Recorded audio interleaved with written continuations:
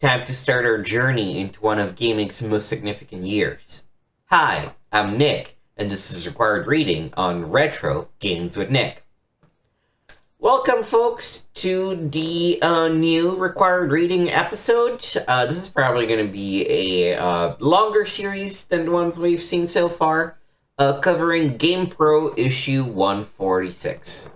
After covering the PC Gamer issue and the two PlayStation Magazine issues, I kind of wanted something that was maybe a little broader in scope. And the issue is that, there's no real good Nintendo magazines that I know of, and if you know some, feel free to drop them in the comments. But in the US, the official Nintendo magazine was, of course, Nintendo Power, and that always feels to me, and maybe this is a preconception, but it feels to me more skewed towards, tips and walkthroughs and things like that. And I also don't really trust any kind of judgment that that magazine would make.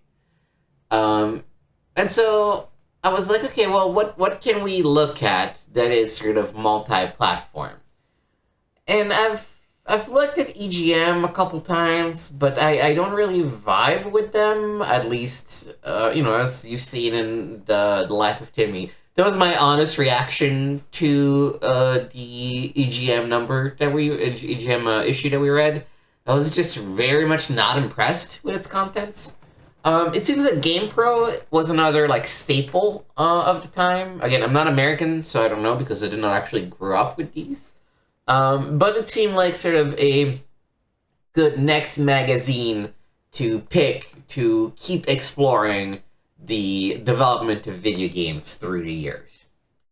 In terms of the date for it, I sort of went back and forth a little bit, and then I realized that there was essentially a 1-year run that, looking back at it, was actually spectacular. This is the November 2001 issue, I believe. Let me double check, but I believe that that's the case. No, sorry, November 2000 issue. That's when the PS2 came out. Duh. So this is the November 2000 issue. By the end of 2001, by December 2001, the PlayStation 2 and the GameCube and the Game Boy Advance launched. Majora's Mask, Final Fantasy IX, and Final Fantasy X launched, as well as Grand Theft Auto 3, and a smattering of other fantastic games that we would probably still be here for a long time if we were to list all of them. And so it seemed like a good idea to make this, one of our anchors in a way where it's just like, okay, let's explore this fantastic year in the history of video games that is probably, honestly, flies under the radar. People talk about years like 1998 a lot. I think 2004 is another famously, fantastic year for games. Looking at the spectrum of what came out for all the consoles that were out, Dreamcast, PlayStation 2, Game Boy Advance, GameCube, Nintendo 64, PC, throughout the course of this year, I think is mind-boggling. Shenmue came out in this year as well. There's just banger after banger after banger. So what we're gonna do is we're gonna go through the magazine as usual, read all the articles that we find interesting, though it might be a lot, and then we're gonna go over this magazine. Of course, had no demo because it was multi-platform, it had everything. But we're gonna play through 1 hour for each of the games that we find interesting in 60 minutes this way. And I think what is going to end up happening is that I'll break down the 60 minutes this way by platform, because it would be unfair to compare all these games and be able to only pick one. So we're going to sort of split them by platform, or in the same way that the magazine does. So I know that's the sports section is its own thing. And there's also an RPG section that apparently it's its own thing. I'm not sure why. So those might get their own special episodes as well. Um, and so we're probably not going to be able to finish the whole issue in one episode, or probably even two, because it's actually, again, it's a very dense issue. There's so many games to read about, so many games to explore. And so we're probably going to go through, at the very least, the PlayStation 2 launch lineup in this first part, play through those games, and then come back to the magazine to read the next bunch, and then go over some more 60 Minutes This Way episodes, and so forth. Alright, so the cover says a lot. The cover, again, very dense.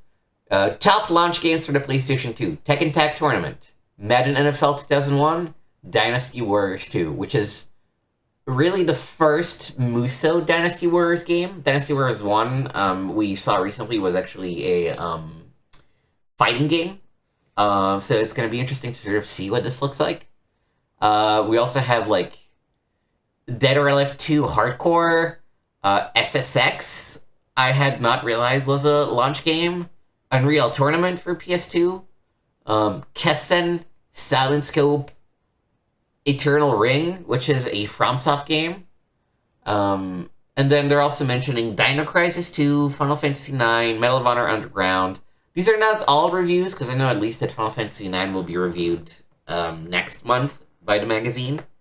But, you know, again, there's just so much. Here's an ad for Majora's Mask. The only thing worse than the weight of the world on your shoulders is the weight of the moon. 72 hours, 24 masks, 1 moon. The world is waiting on you. NFL Game Day 2001. Ads for Walmart. Hey you, Pikachu. Rayman 2. The ads at the time are so stupid. It's like,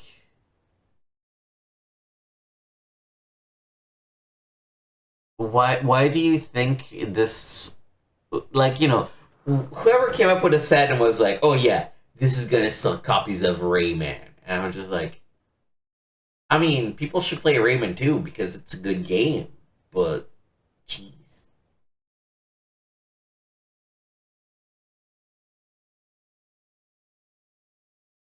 Still more ads. This is just, you know, the table of contents. We're not going to read that. HBO Boxing. This is a game, actually. The only game featuring Roy Jones Jr. and George Foreman. Probably both of them at the same time would be my guess.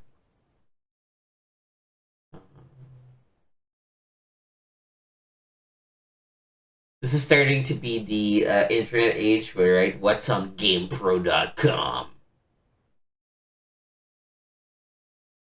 Time Splitters. That's another game I've heard a lot about but never actually played. Death has never been faster. And is somebody dressed as Death in makeup in a pool?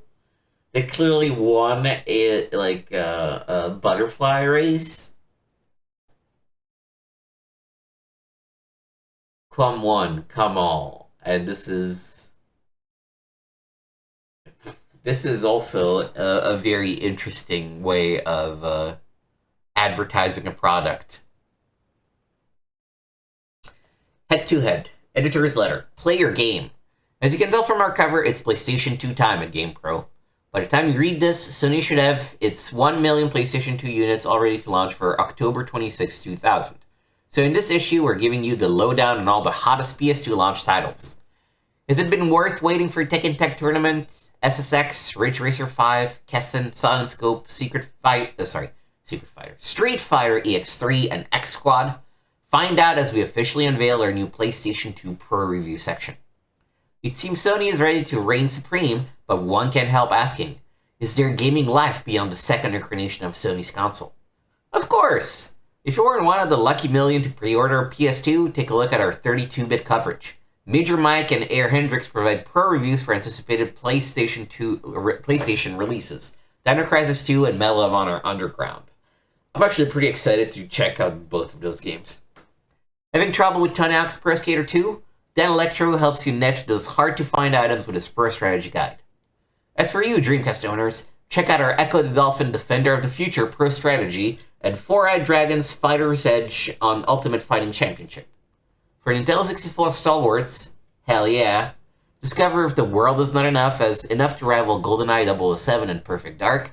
It probably doesn't. And check out our hands-on preview of the American version of The Legend of Zelda Majora's Mask. Speaking of RPGs, we also inch closer to a full review of Final Fantasy IX with a full hands-on of the English language version. Finally, if you're dying for info about Nintendo's upcoming next platform plans concerning the now-named GameCube, take a look at our Space World report and Pro News. So while the telescope focuses on the future of the PlayStation 2, remember that we have that covered and a whole lot more. Our cover says multi-platform for a reason. The GamePros. Like I said, a maddening year, really. Okay. Letters to the editor. Just letters. Not a problem. Help! The PlayStation 2 launch is just around the corner, and now I'm having second thoughts. I admit that I totally bought into the hype about the PS2 being the next great game system, but I've recently taken an assessment of my bank account. And I'm not sure whether to drop 3 big ones for the PS2 or use the money, probably substantially less than that, to purchase some of the awesome-sounding PlayStation games that GamePro says are coming out this year, such as Final Fantasy IX, Tomb Raider Chronicles, Madden NFL 2001, Driver 2, Dino Crisis 2, the list goes on. I'm also not sure whether it would be better to wait for Nintendo's GameCube, see Pro News this issue, or Microsoft's Xbox. Sometimes I think I'd just like to grab my Game Boy Color and take off somewhere to play games in peace. But now I have to worry about the Game Boy Advance. I need your advice. ALO, San Francisco, California. When did the original Xbox actually came out? I'm not sure. Xbox. Holy shit! The Xbox also releases in November 2001. Like, this year just keeps getting more and more insane the more I read about it. Okay, a response to the letter. First of all, you've got to relax. There is calm in the midst of your raging, game-playing inner storm. That is, judging from everything you've said, there's no wrong move you can make. If you're already on a PlayStation 2 pre-order list, then you're a very lucky gamer. You should take the opportunity to buy 2 and at least sell it to a less fortunate pal. If you decide to buy the games you've mentioned instead, there are nothing but good times ahead for you. Of course, if you're that extraordinary gamer who can stand to wait 12 months for the GameCube and Xbox to show, the PS2 price tag may have fallen by then as well, as will the prices of all the games you've mentioned. And don't worry about the Game Boy Advance. It won't show in the US until next fall, and it's backward compatible with all Game Boy games. A spot on the PlayStation 2 pre-order list is like gold to gamers these days, so go ahead and take the plunge. Buy the PlayStation 2. Sharp and Savage. The Game Shark ad in a recent GamePro showed Nicky Sharp and Gina Savage saying, "Play with us," caught my eye. See our August issue, page 144.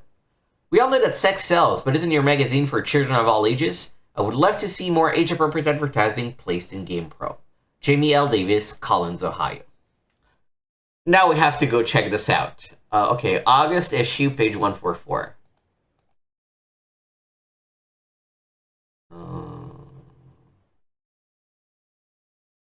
Yeah, let's look at the page numbers. It's very interesting that they mentioned the page number 2. It's right after this, so we need to do this. Yeah, okay. Yeah, I can see how, well, I mean, this is, we've seen worse in a way, but especially Gina Savage is in a very suggestive pose with a clear boob window in her latex thing. And I also have no idea who these women are. Who's Gina Savage?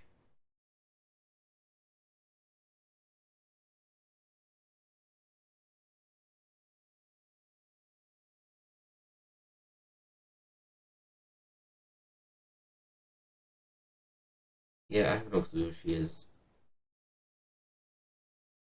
Gina Savage model, maybe?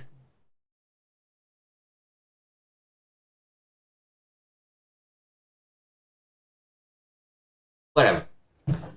The point is, okay, now we have seen what this ad was about. Let's go back to our issue. The GamePro ad sales teams would be overjoyed if only you'd be kind enough to send recommendations to your favorite age-appropriate advertisers requesting that they buy ads in our mag.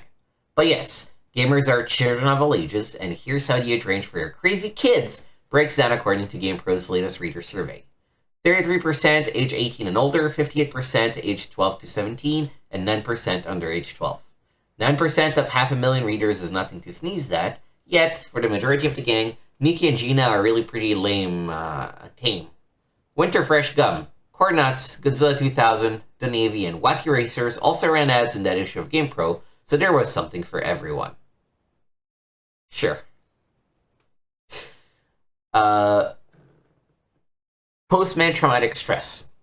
I suffer from something that may affect some of your other subscribers. Every month, my mailman steals my issue of GamePro and reads it before delivering to my house. Is there a cure for this? Do I have to go outside and slap my mailman?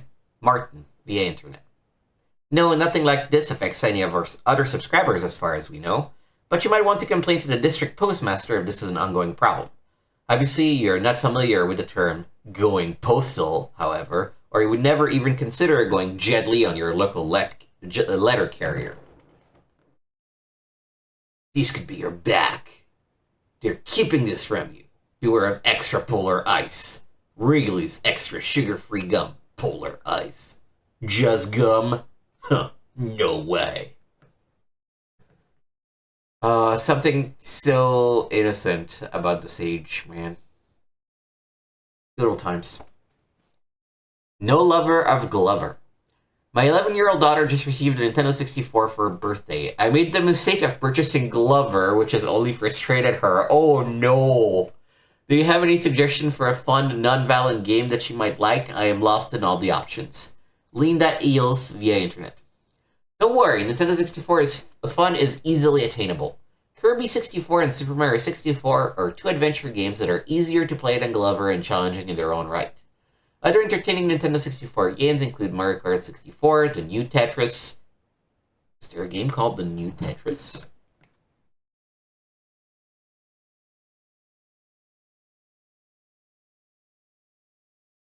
There was a game called The New Tetris. Please.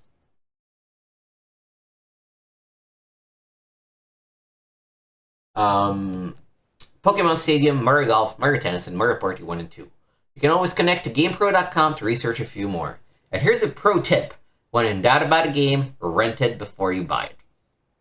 As a kid who also, to be fair, I asked for Glover. Yeah, Glover's bad.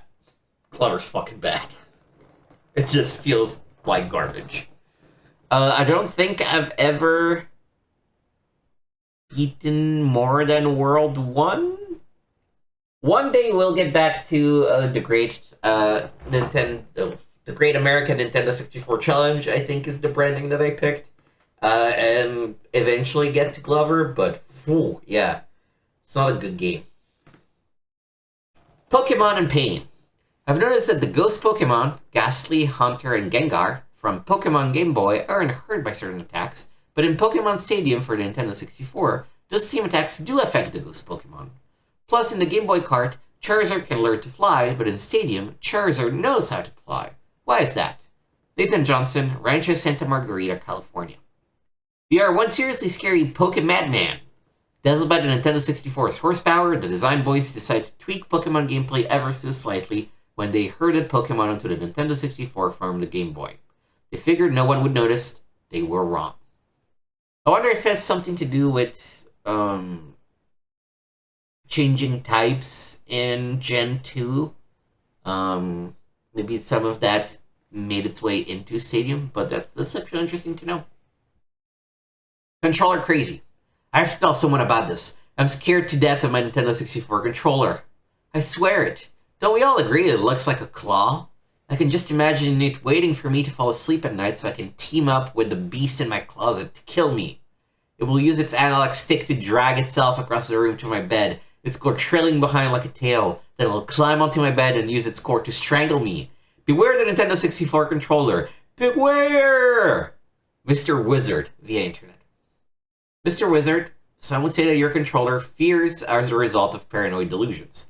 We prefer to say that you are insane in your membrane. The question remains, are your fears so insane that it might be true? To test your phobia, the GamePros will toss Jake the Snake into a glass terrarium filled with Nintendo 64 controllers. The snake is innocent and gullible, so he can be easily fooled into remaining there for at least 5 days. If nothing happens to Jake, in the interest of public safety, we will have you both committed. Stupid. Stupid letter, but entertaining to read. Get into the game. $300. What was that? Adjusted for inflation. 300 USD from 2000.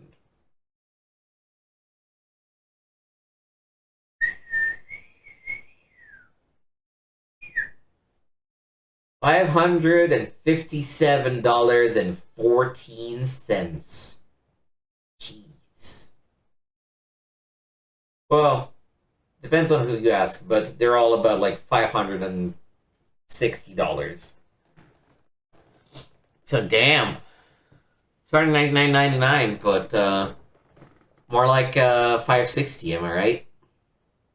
That almost makes me wonder what a PlayStation 3 would cost in today's money at launch.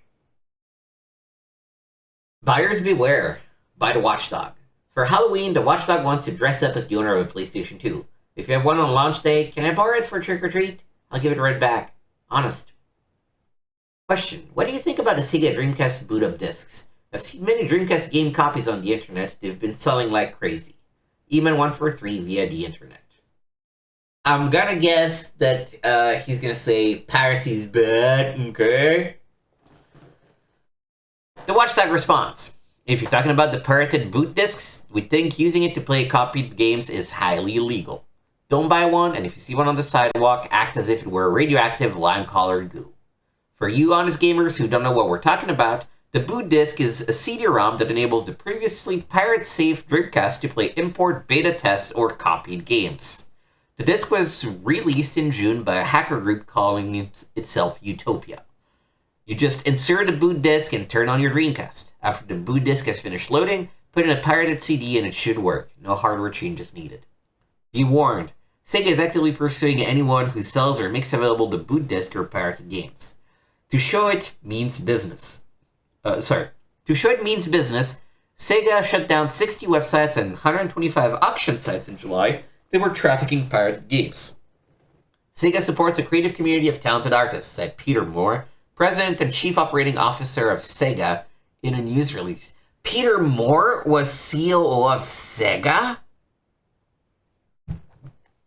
Peter Moore was COO of Sega?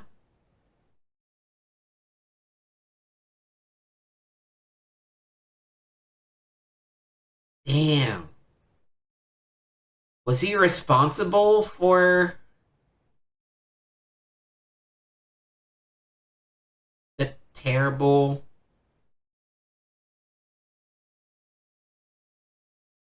No, it was not responsible for the launch. That's something that Sega of Japan came up with.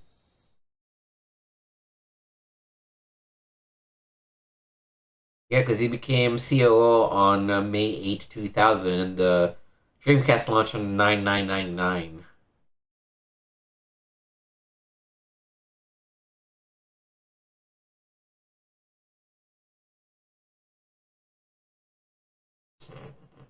I need to read this bit from the Wikipedia page. So Moore commissioned a focus group of young Americans adults in late 2001 or early 2002 to get a sense of how they viewed different gaming companies. The focus group revealed troubling opinions about Sega. We took a subtitle tape to present to Sega leadership in Tokyo, and later recalled Yuji Naka accusing him of lying and forcing focus group attendees to criticize Sega. Moore asked his interpreter to tell Naka to fuck off and resign from Sega in January 2003. That's very funny. Alright, so Peter Moore is not at fault for the death of Sega. Okay. Okay, where were we? Pirates are parasites that hurt this community and will not be tolerated by Sega. We will continue to take aggressive steps to protect our business, consumers, and the creative talent we have at Sega. Sega has also said it was working closely with Yahoo, Lycos, Excite, eBay, and Amazon to shut down the auctions of people attempting to sell illegal games or pirated boot discs.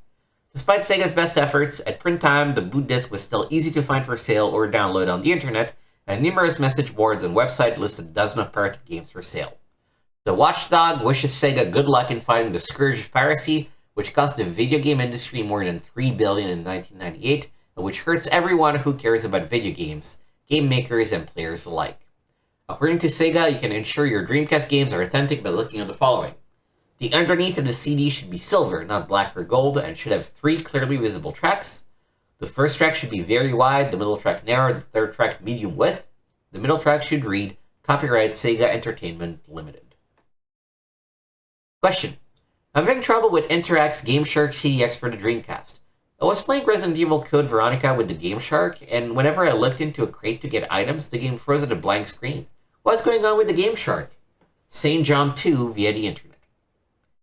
An Interact representative response. When compiling the list of codes for Resident Evil Code Veronica, the values were inadvertently swapped for the codes that placed items into the storage crate. This caused the wrong items to show up in the crate. To remedy this, we've posted a corrected version of the codes on our site, www.gameshark.com. Interact's website adds, please refer to your GameShark instruction manual for specific instructions on entering new codes. You'll be unable to delete the incorrect preloaded codes, so please make a change in the title of the codes you are entering. This will allow you to distinguish between the correct and incorrect codes. The watchdog elucidates. The correct GameShark codes are listed in this issue's SW18 Pro, which is like their which is like I think their code list and things.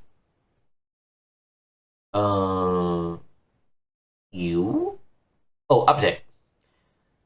In the August Buyer Bewares, page 24, the Watchdog responded to a question about a problem with the 2-player radar in Armored Core Master of Arena. Nearly 6 weeks after the Watchdog asked Agitech about the problem, the company responded with the following email. This email is in regards to the problem that you were experiencing with the radar in Armored Core Master of Arena. We now have copies of the game in stock with the problem corrected. In order for us to get to a replacement, you'll need to do the following. Return the product and a receipt at this address. I love that they're like, return the product and a receipt, if possible, to the address below. Please make sure to include a sheet of paper with your name, address, phone number, and email address where you should be contacted should it be necessary. The cost of returning your current copy of the game to us is yours. The replacement copy will be shipped back to you at our cost, free of charge. Please allow 2 to 3 weeks for total processing and shipping time. The Watchdog adds, when Nintendo replaced flawed early versions of Perfect Dark, it picked up the game at the customer's house and assumed all costs. Also, 2 to 3 weeks seemed like a long time. Oh well, something is better than nothing. This is how you used to patch games back in the day. You would just ask for the games or the cartridges back and send updated ones to the customers. Retro Shock. Oh, of course, because PlayStation 2 is coming out, so this is Pelican Accessories creating all their garbage secondhand, not secondhand, but lower quality accessories that don't really work the same.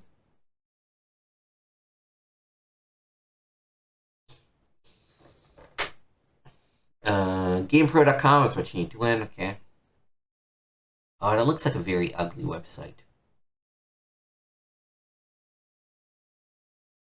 Jared and LeBron stock car racing. Keep racing real. If Codemasters made it, it's probably a pretty decent racing game. Afro. Sometimes being the best means having to spend a whole lot on Afro Sheen. Ready to Rumble Boxing, round 2. Which I believe might be the game that we're currently scheduled to play eventually, I don't know when. Not in the near future, for sure. For our Great American Nintendo 64 Challenge. Smuggler's Run for PlayStation 2. It looks like a racing game of sorts.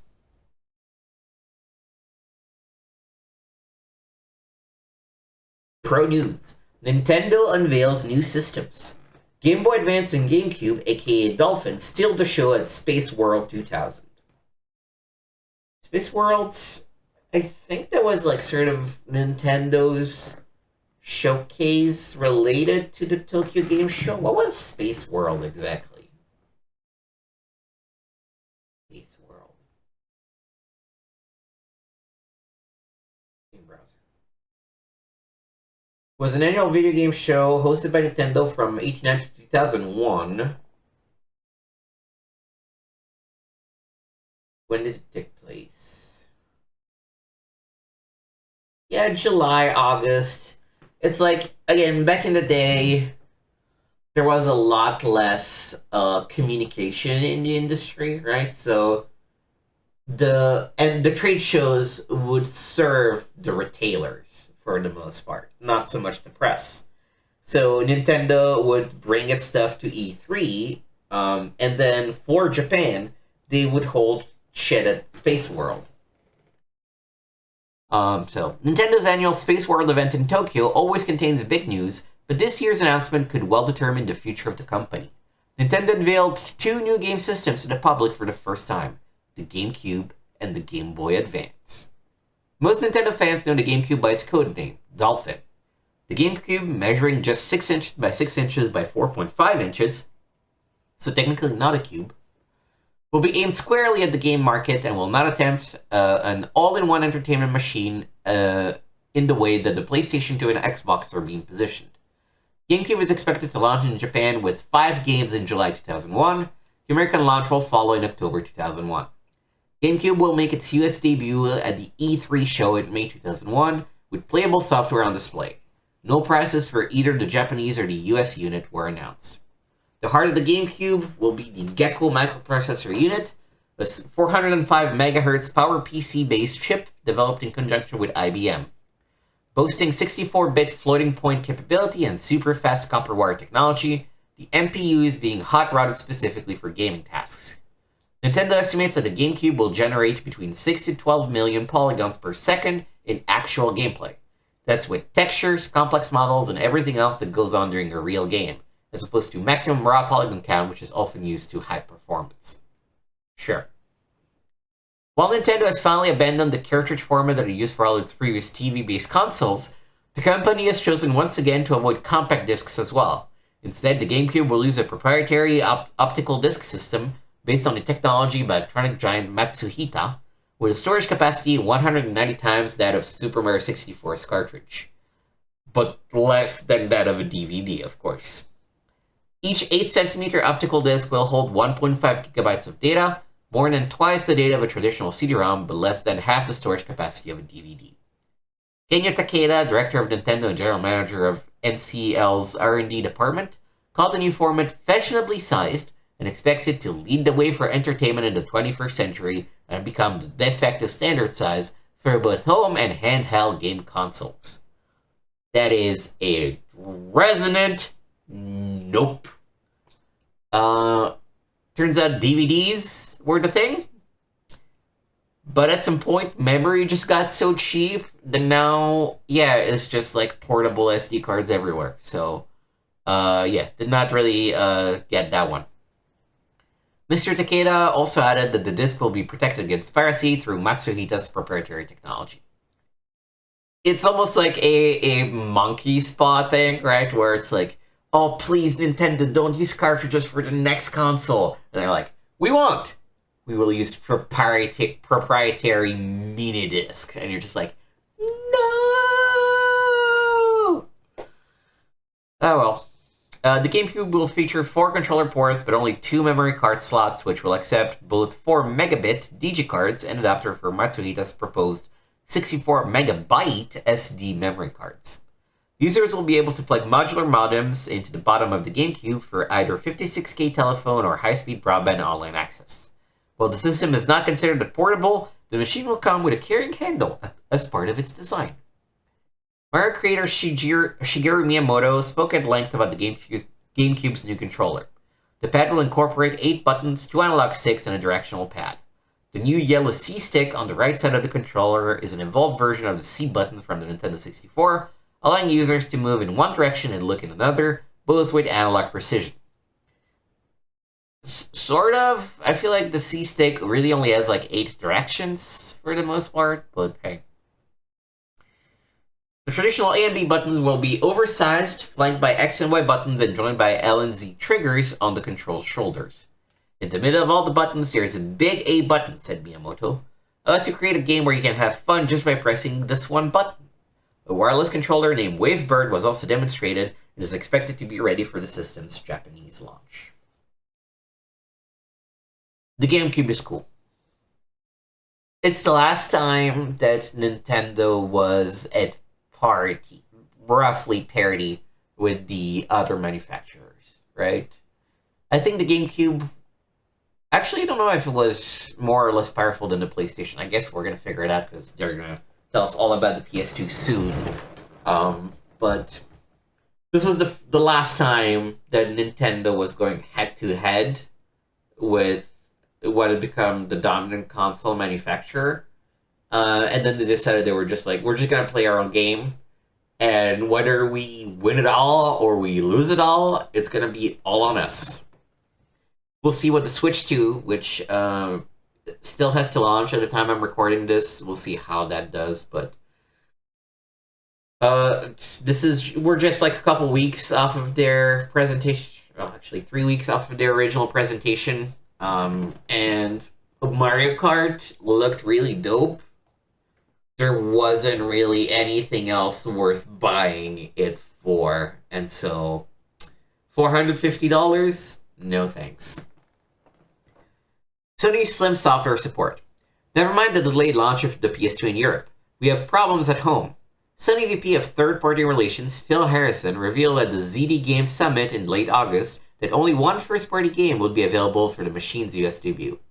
While a total of 32 games should be ready by launch, not all will be released at launch.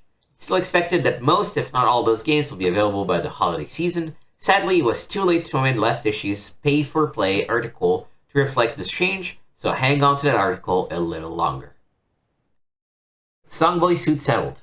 MP3 on the Game Boy lives! In August, Nintendo at Songboy.com, now renamed SongPro.com, reached an agreement which will allow the independent company to produce an officially licensed digital music player for the Game Boy Color. Check out www.song-pro.com for more information. Wow! You could put your MP3s on a Game Boy Color? That's wild. EA flies with Harry Potter. Are you ready for video Quidditch? Though Electronic Arts hasn't announced any details, the company has secured the license to the Harry Potter book series, as well as the upcoming Warner Bros. Movie. EA's developers in Chertsey, England, will work with author J.K. Rowling to create the first game. Again, better times when J.K. Rowling was not as controversial a person and as much of a cartoon villain. Nintendo unveils new system. Oh, sorry. This is not... I thought the article was done, but it's not over. Nintendo exhibited non-interactive software demos featuring characters from The Legend of Zelda, Metroid, Pokemon, Star Wars, Perfect Dark, Luigi's Mansion, and Wave Race. But it was Miyamoto who got to show off the development kit in action with the Super Mario 128 demo, so named for the number of Marios displayed on the screen, not, as might be assumed, the number of bits in the GameCube processor. The multiple Marios interacted with each other and with cubes strewn about a 3D landscape, as Miyamoto applied special effects to the characters in the arena. Impressively, the frame rate started at 60 frames per second and never dropped below 45. Because you had a frame counter? How'd you know that? Meanwhile, the Game Boy Advance looks to be the system to do the impossible, end Game Boy's 11-year reign as top handheld system. The GBA measures about 3.25 inches by 5.6 inches and features a 32-bit processor, a 240 by 160 screen, 4 buttons, A, B, and 2 shoulder triggers, and a 4-player link mode, and full backward compatibility with existing Game Boy and Game Boy Color software. The GBA will run for about 15 hours on 2 AA batteries and can also be used as a controller for the GameCube, offering private game data on its screen, as does Sega's Dreamcast VMU system. Announced software included Mario Kart Advance, a handheld version of Konami's PlayStation's Silent Hill? There was a Silent Hill GBA game? No, it got canceled. It's got a...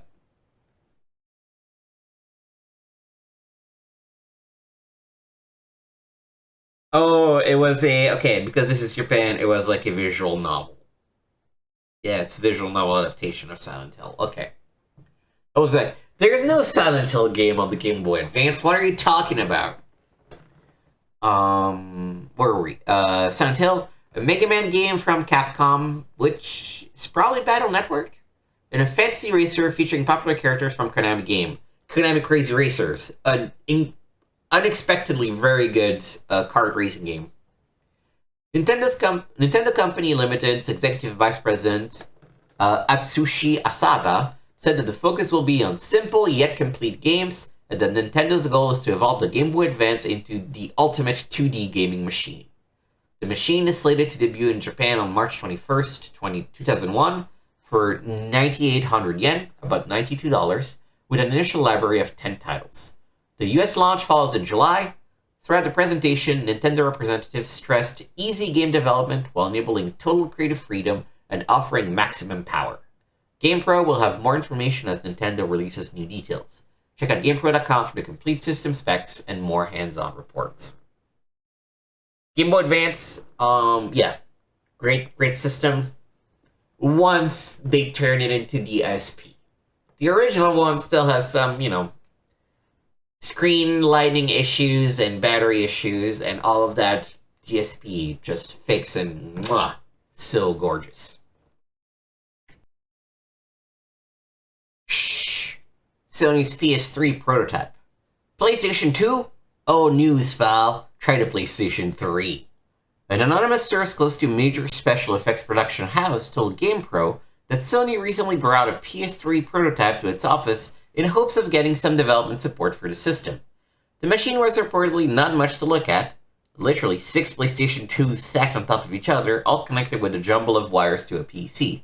But it was functional.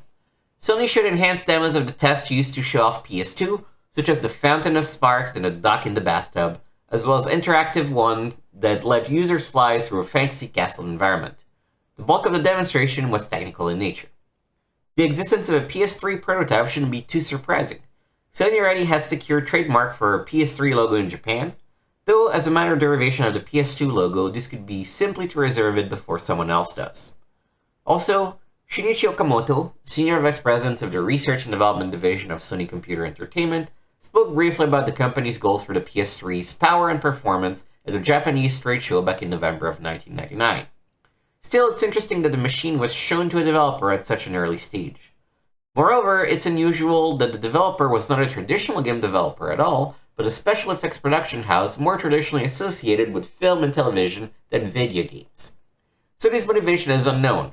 Possibly game creation, possibly middleware support, the software tools that developers use to create games, or something else entirely. 6 PS2s connected together hints that this particular prototype could be taking advantage of parallel processing, a multiple processor work-sharing setup that is often used in high-end rendering computers. One main computer assigns work to multiple processors for maximum efficiency and speed, particularly with advanced math calculations. The stuff usually used for high-resolution graphics. Because the PS3 will mostly likely be built on a single CPU architecture, just like about every game console before it, parallel processing would be an easy way to simulate the PS3's estimated power. Should holders of PS2 pre-orders be worried? Not really.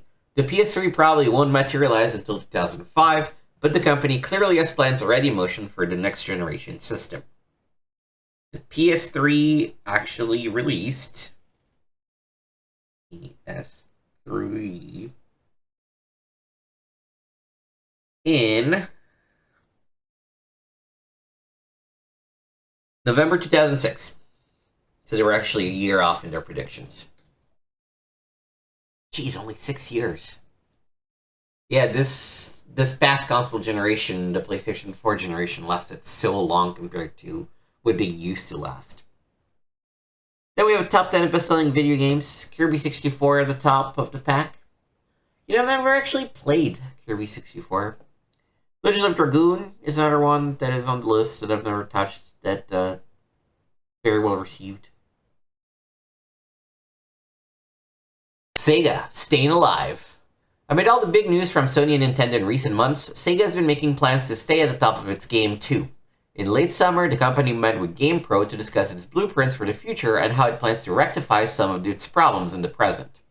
Sega ran into a snafu while testing its online gaming network, SegaNet. It seems that the company was so busy making sure that gamers would get decent performance on the online network using the ISP of their choice that they didn't realize that 50% of those ISPs couldn't actually log onto the network because of incompatibility issues. Sega is hoping to remedy this and attract new customers by incorporating 50 free SegaNet ISP hours with each Sega online game, such as NFL 2K1. After the complimentary time has been used up, you'll be offered the option of continuing the SegaNet ISP service for $29.95 a month. If you sign up for 18 months of SegaNet ISP service, you'll receive $149 to cover the price of your Dreamcast machine. The console's retail price dropped to $149 without an additional rebate in early September. So you would sign up for 18 months of SegaNet at $22 a month,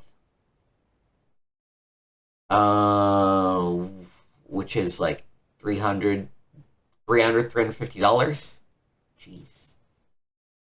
I guess they gave you a free Dreamcast in return, but why would you do that? The hardware side is a mix of mostly good and a little bad news. The mock-up MP3 VMU device that went into a Dreamcast controller VMU slot, shown at E3, will possibly transform into a USB link cable that instead attaches to a third-party MP3 player.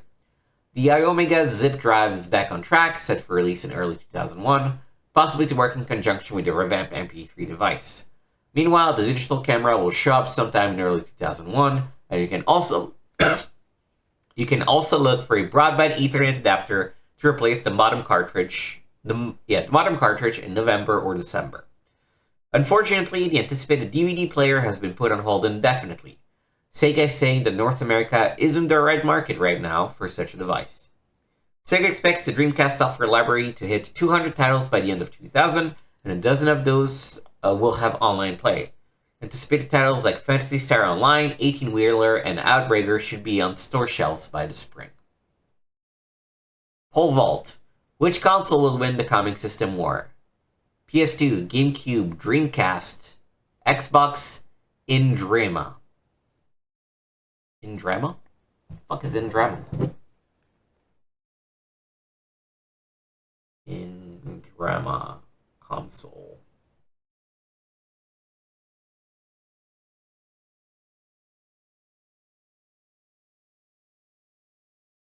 This was a home video game console created by Indrama Corporation. It will be running the Linux kernel and it would allow independent developers to create games on it. Damn. Could not find a capital to do it. And then we got the Ouya. Ooh. Violent co-ops banned in Indiana. In August, Indianapolis became the first U.S. city to ban minors from playing violent video games, but the city was quickly sued by two video game industry groups that claimed the law violates their First Amendment right to free speech. The law, which at press time was set to go into effect September 1st, would bar minors from playing coin-operated video games with graphically violent or sexual content unless accompanied by a parent or guardian. According to the law, the machines would have to display warning labels, be at least 10 feet from other machines, and be separated by a curtain or wall so minors wouldn't be able to see them. Are we going to stop the entire culture of violence? No, but it's a start, said Steve Campbell, spokesman for Indianapolis Mayor Bart Peterson, to the online health news service Health Scout. It's something the city can do. Obviously, the mayor can't go into someone's home and say, turn off the TV, or follow a child to the movie theater and say, don't see this movie. The video game groups, the American Amusement Machine Association and the Amusement and Music Operators Association, said they support the city's desire to curb youth violence, but said the law is unconstitutional. The AAMA and AMOA sued the city to obtain a temporary restraining order to prevent the law from taking effect. What's next after banning video games depicting violence? Frank Siniski, president of the AMOA, said to the Associated Press. Movies, books, we're on the edge of a slippery slope, and our industry has been forced to litigate to protect core constitutional rights. The mayor's spokesman said that the city had anticipated a lawsuit and was prepared. We did quite a bit of research to make sure that this would stand up under judicial scrutiny, Campbell said. No court ruling had been made at press time. That seems like a stupid idea. What? The Dark Knights toyed with their bloody trophies before discarding them like the rest. Become empowered with deadly magic spells. Vanquish your enemies with 7 powerful heroes. Battle is a special RPG deathmatch mode. Kingdom Under Fire, War of Heroes. I would actually add this to a hidden gems list of. I should at the very least look into it because I've never heard of this game and it looks cute. You know, it looks like an RTS with some hero kind of thing. This is called Kingdom Under Fire.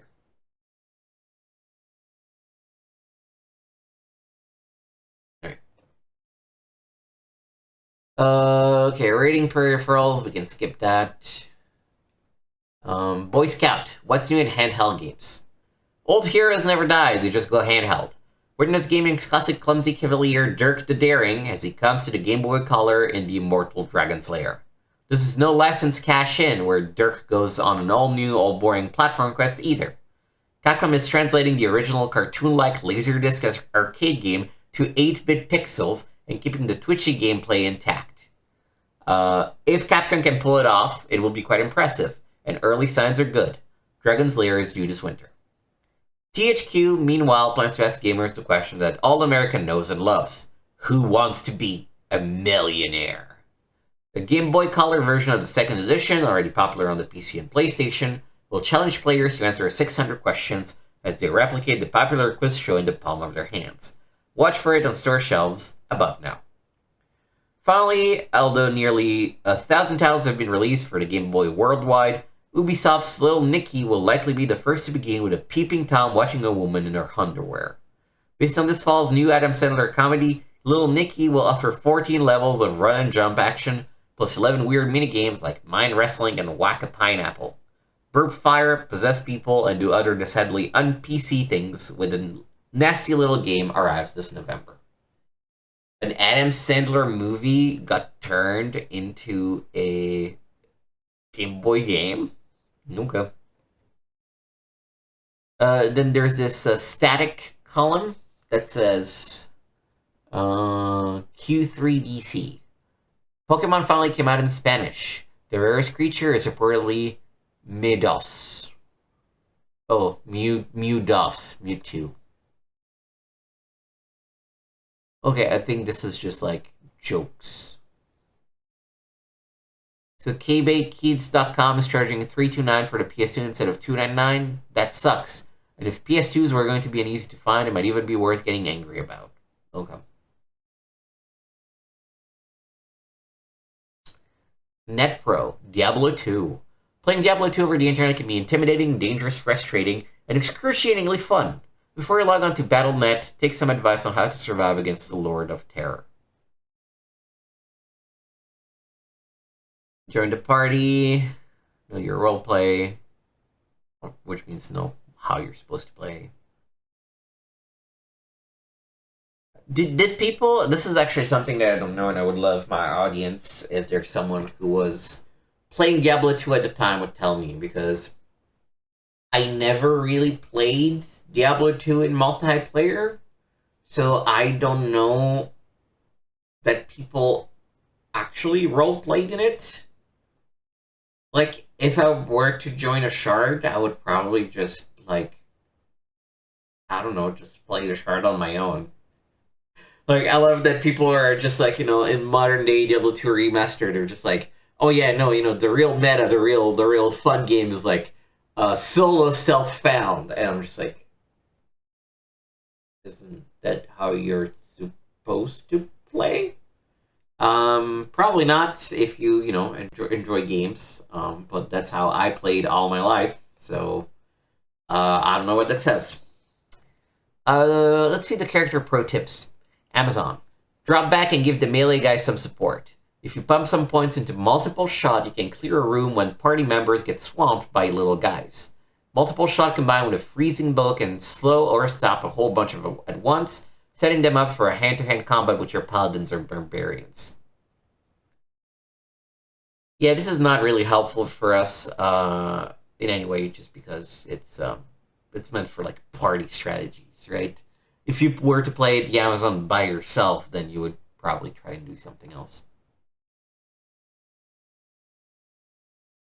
Core's going to be a little wider this season, and this is like, a pseudo New York City street, but there's like a basketball court on it. Same thing same idea. That's cute. Power to the Poultry, Chicken Run, which is like The Great Escape but made with chicken, and like stop motion animation. I've never actually seen the movie, but I know that the movie is very good. And actually, the PlayStation game, which this is an ad for, is pretty good too. Special feature: The Legend of Zelda: Majora's Mask. Behind the Mask. An enormous sequel to The Legend of Zelda: Ocarina of Time, it's music to Nintendo 64's owner's ears. Does Link still have the stuff to provide another enjoyable epic adventure? Just short of a full review, here's an in-depth hands-on preview of Majora's Mask. While the gaming world would probably remember October 26, 2000 as the day of Sony's PlayStation 2 launch, it will also be notable for Nintendo, for The Legend of Zelda: Majora's Mask is slated for release on that day too. With releases for the Nintendo 64 becoming far and few between, and the successor GameCube game system looming, could this be the last truly great game for the 64-bit system? GamePro spent several hours with a final English-language version of Majora's Mask to find out. Of course, a one-day playing session for a massive game like Zelda isn't nearly sufficient for a full-length review, so we're instead presenting here an in-depth hands-on preview of what's sure to be one of this fall's hottest games. Brand new day. The narrative of Majora's Mask picks up 3 months after the events of Ocarina of Time, with Link riding through the forest on his pony, Epona. Epona? Epona. Epona. Let's go with Epona. Suddenly, a Skull Kid ambushes Link and steals his horse. Link pursues the Skull Kid into an alternate universe and ends up at a locale aptly titled Termina. This town, however, is doomed to be flattened by a giant moon that's slowly falling toward it, and Link has only 3 days to stop the moon. The most interesting feature of Majora's Mask will be the 3-day time limit. Game events won't occur in real time, but in Termina, i.e. gameplay time. 1 day will equal approximately 20 minutes. So you'll have to complete the entire game in an hour, right? Hardly.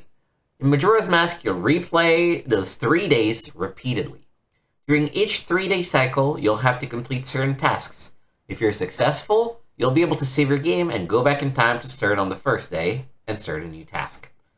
To alleviate some of the playing pressure, you can decelerate time with the ocarina and use various warp points to avoid replaying entire game segments or retracing your footsteps over long distances. To help keep track of the confusing time-changing events, a convenient built-in notebook will chart your progress and list the characters with whom you've interacted. Familiar elements. Visually, The Legend of Zelda: Majora's Mask is cleaner than Ocarina of Time, as it makes mandatory use of the Nintendo 64's expansion pack. Most of the game's environments were fog-free and full of colorful details, while the frenetic action sequences maintain a consistent frame rate, though not without a few traces of slowdown. The game's audio featured a plethora of effective yelps, slashes, dings, and other trademark Zelda sounds, including the classic hum-along theme music of Ocarina.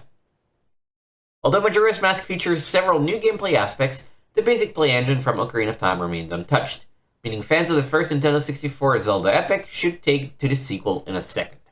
The controls were identical to Ocarina's, save for the various new abilities bestowed on Link when he donned one of the masks, and they were responsive throughout.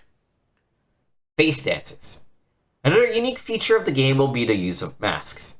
You'll be able to collect over 24, and each mask will imbue Link with special powers and abilities. For example, the Deku mask will enable our adventurer to talk with Deku Scrubs, who would otherwise ignore him, spit bubbles, fly through the air like a helicopter, more like glide, and hop across pools of poison water. Other masks will include Goron, which will enable Link to travel at high speed, and Zora, which will let Link stay underwater for long periods. In addition to the new masks, Majora will come with a variety of classic Link weapons and items, including swords, shields, sticks, jars, bows and arrows, nuts, and more. And if you're going to need all the help you can get, especially since you'll have to explore gigantic dungeons and go head-to-head with gigantic bosses, while the clock ticks away precious seconds. Speaking of time, Majora's massive scope will easily consume over 30 hours of playtime. Those are real hours, not terminal time. Consistent Link. The bottom line. Ocarina of Time fans should be more than pleased with Majora's Mask, a promising sequel that continues the Zelda series with style and substance. We'll have the final judgment on Majora's Mask in an upcoming issue of GamePro. Tyson.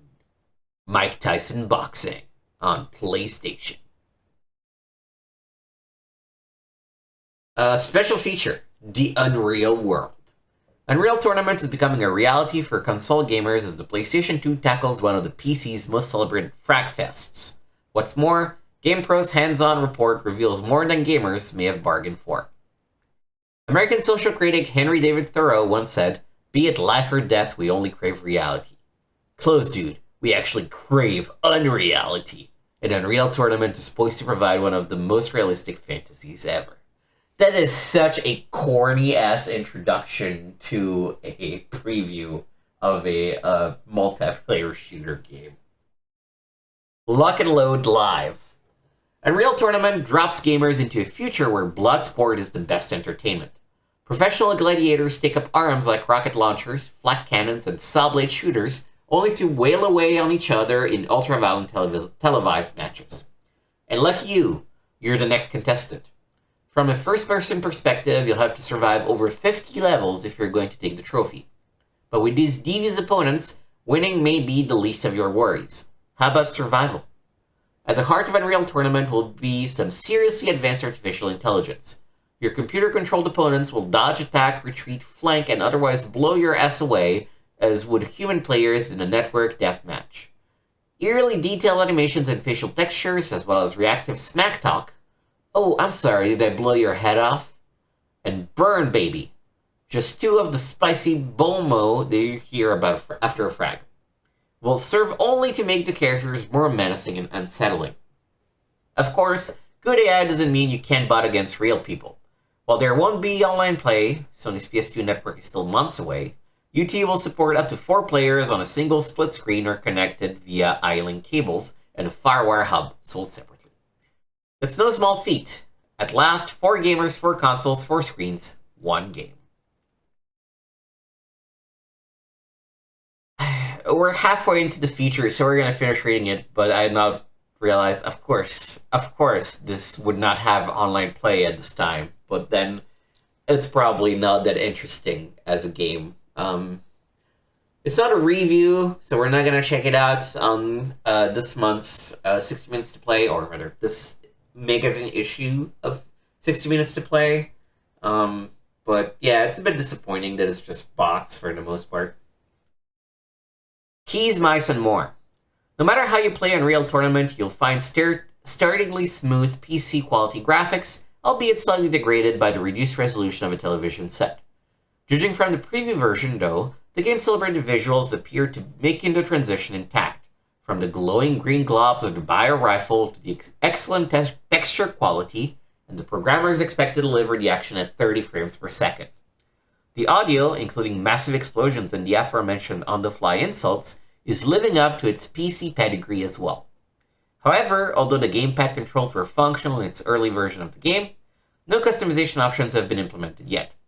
"We're spending a lot of time tuning and adjusting the controls," said Matt Powers, producer of UT for Infogrames. "We're all big console gamers and understand the importance of ease of play. Choosing the default control setup will be the difficult decision, but you can count on Unreal Tournament being easy to pick up and play. For some gamers, that won't even matter. UT will fully support USB mice and keyboards, the weapons of choice for PC players. Using a mouse to look around and aim gives you true point-of-view control. Combine that with simple forward, back, and strafe left-right keys on the keyboard, and you have a very comfortable, devastatingly accurate two-handed control scheme. Supporting the keyboard and mouse is important to us, though having great controls with a standard Sony controller is even more important, said Powers. We really expect that most PS2 gamers will prefer the Sony pad to the keyboard and mouse given the option. Jumping out of windows. While many elements of the PC game will be preserved, cool weapons with alternate fire attacks, area-specific damage, you'll inflict more damage with a headshot than tagging them in the foot, and the addictive capture the flag and storm the base assault modes, some things are being massaged for the console transformation. For example, the heads-up display will have a new, easier-to-read format, different even from the one seen here. Because the lower resolution of the TV screen renders small text and numbers illegible, that's a good change. The preview version of Unreal Tournament looked extremely impressive, especially for a game that's been in development for only about 9 months. Yet, with the PC game being so accurately translated to a console system, aside from a few new deathmatch levels, will gamers who love the computer original have any reason to pick up the console port? Honestly, as strange as it sounds for me to say this, I'm having more fun playing the PS2 version than the PC version, admits Powers. Especially with split screen. I can sit on my couch and just play UT for hours. I can see all my buddies sitting around the TV playing it, talking smack, having a great time. Gamers will get their chance to talk smack around their own TVs when Unreal Tournament blasts into stores mid-November. Yeah, I'll be curious to check it out. Definitely not the same as the PC version, but, again, that's probably not the expectation, and it's an unfair expectation at that. It's everything you feared, and more. Now the most chilling game series of all time awaits you on Sega Dreamcast. Resident Evil Code Veronica delivers a terrifying new chapter in survival horror. I wish we could get a remake for this game. I hate that Capcom is kind of leaving it on the side. Even if it's just like, well, it probably can't just be the original graphics with new controls, but just make it a little nicer. Probably easier to remake than fucking Resident Evil 5 anyway. Special feature, Vicky's Adventures. From the foxhole to the rabbit hole. Vicky, the spunky, green-haired vixen from Army Man Sarge's Heroes, is going AWOL to star in our own action-adventure game for the PS2. But Vicky's Adventures may have more in common with Alice in Wonderland than with Saving Private Ryan. Despite the paradox of real combat Plastic Man, hordes of gamers have enlisted to play the Army Man game, making it 3DO's most successful brand. Fans of the series may be surprised, then, to find out that the next big title starring an Army Man character won't have guns or bazookas, but it will have aliens, dinosaurs, and an ill-tempered lion. Being green. Vicky has always stood out from the other Army Men, most of whom are green plastic soldiers. For instance, she was the series' first major female character when she debuted as Sarge's love interest in Army Man Sarge's Heroes. And while she is also a plastic toy, she has flesh-colored skin, though she inherited green hair and eyes from her father, the leader of the Green Army. And despite the Army Man in her life, she is not a soldier. She's a smart, spunky reporter who's always chasing a story, and getting into trouble. Now, 3DO wants Vicky to leave behind her military roots for a starring role in a third-person action-adventure game for the PlayStation 2, slated for a spring release. Even though Vicky was spawned by the Army Man brand, we want to go in a completely different direction, said Michael Mannheim, creative director of the game tentatively titled Vicky's Adventures. It's clear that this is not an Army Man product. Everything from the gameplay to the storyline is new and fresh. 3DO is taking some risk with this product. We're doing something innovative. It's also clear that 3DO is targeting a younger, if not broader audience. Unlike the teen-rated combat-oriented Army Men games, Vicky is aiming for an ESRB rating of everyone. This is clearly them trying to pander to, a female audience of sorts. I wonder if this actually ever came out. Army Men Vicky PS2 game.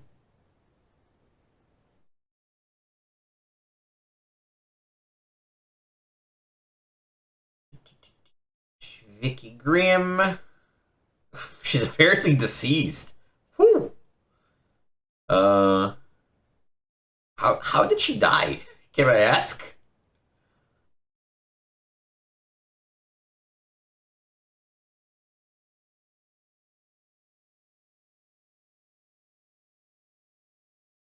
I'm just gonna read you the. So I know nothing of the Army Man franchise. It's never quite been an interest of mine.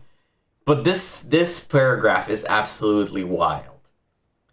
In Army Man Sarge's War, Vicky was one of the victims of Malice's terrorist attack during the peace accords between the Green Nation and the Tan Republic.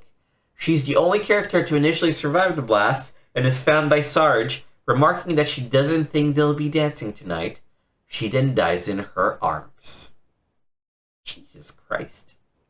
Also, she Portal Heroes. She says she was the Portal Runner is what they called it. Oh, and they gave her a jungle bikini, um, jungle bikini getup. That's kind of terrible.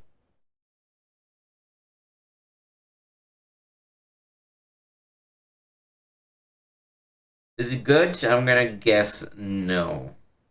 Yeah, 57% on PS2, 50% on Game Boy. Oh, actually, you know what?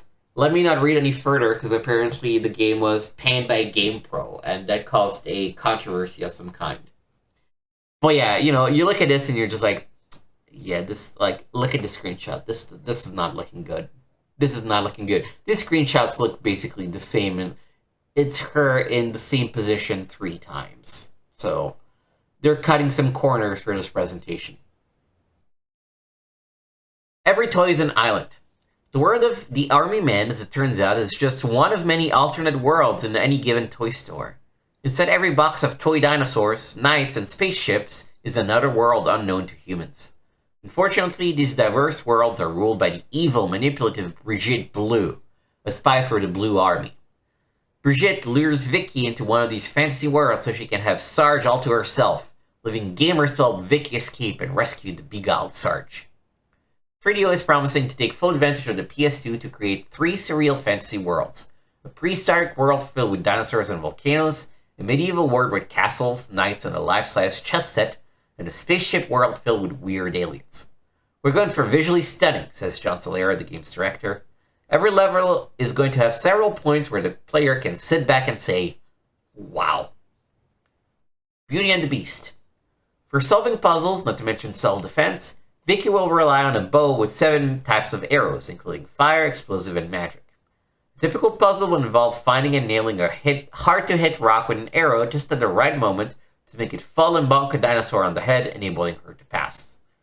The most interesting aspect of gameplay, though, promises to be Vicky's sidekick, a lion tentatively named Leo. So imaginative. At various points in the game, you'll control Vicky with Leo by her side. Vicky riding Leo or Leo by himself.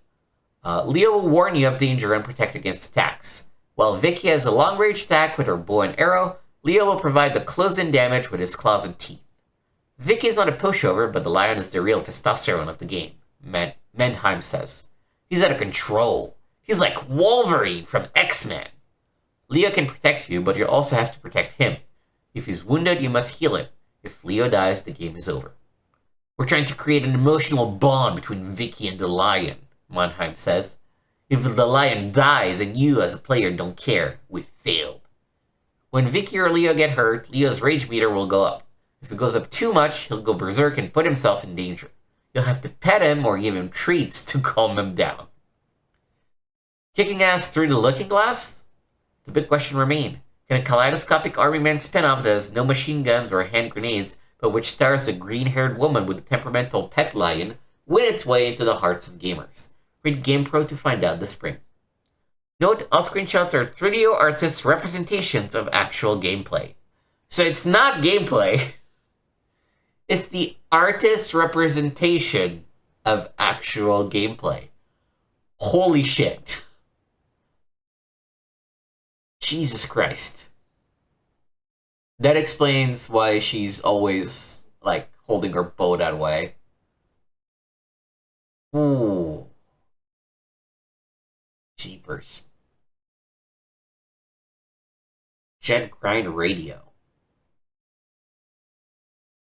Echo the Dolphin, Defenders of the Future. Sega Dreamcast.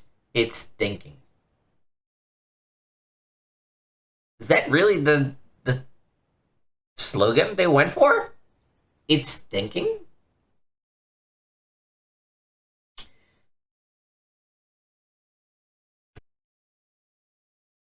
Here we enter the PC GamePro part of the magazine. So from my understanding, GamePro sort of compartmentalizes things in a certain way where, if you want the PC games, this is the part that you need to read. If you want the sports game, this is the part that you need to read, and things like that. Instead of mixing them up, which, I guess is fair. If I wanted to find the PlayStation reviews, I might not care to wade through a bunch of PC reviews. It still feels weird to me that they're separating the RPG. And also, what classifies as sports is a thing for debate. But this is a preview for Giants Citizen Kabuto. Bigger than a bread box. What would you do if a 50-foot colossus was eating your supply of Vimps? I have no clue what Vimps are. A. Try to reason with them. B. Run like hell. Or C. Create a tornado to wipe out the food supply. You'll make the call when Giants Citizen Kabuto, a third-person action game that drops you in the role in one of 3 races in a battle for survival and supremacy this October. Food fight. The story begins when you and your fellow mech crew members decide to head to the planet Majora for some downtime. But your damaged ship forces you to land on a remote planet for repairs. There you become caught up in a conflict between the Sea Reapers and Kabuto, a massive creature who obliterates everything in its path. To make things worse, you're all fighting to control the same 2 resources. Intelligent creatures called Smarties who build structures, create new spells, and in Kabuto's case, provide offspring. And the meaty Vimps who make for delicious food. Each of the 3 races will have unique powers and abilities. The gregarious mechs will use their technological equipment and firepower for assaults. The mystical Sea Reapers will utilize magic spells to cause chaos, and Kabuto will pretty much just stomp and kill. Plus, multiplayer mode promises to be a unique, awesome slugfest. Giants Among Men. The preview version of Giants was about 90% complete and it showed. Gameplay revealed some silky smooth action that felt like a frantic first-person shooter.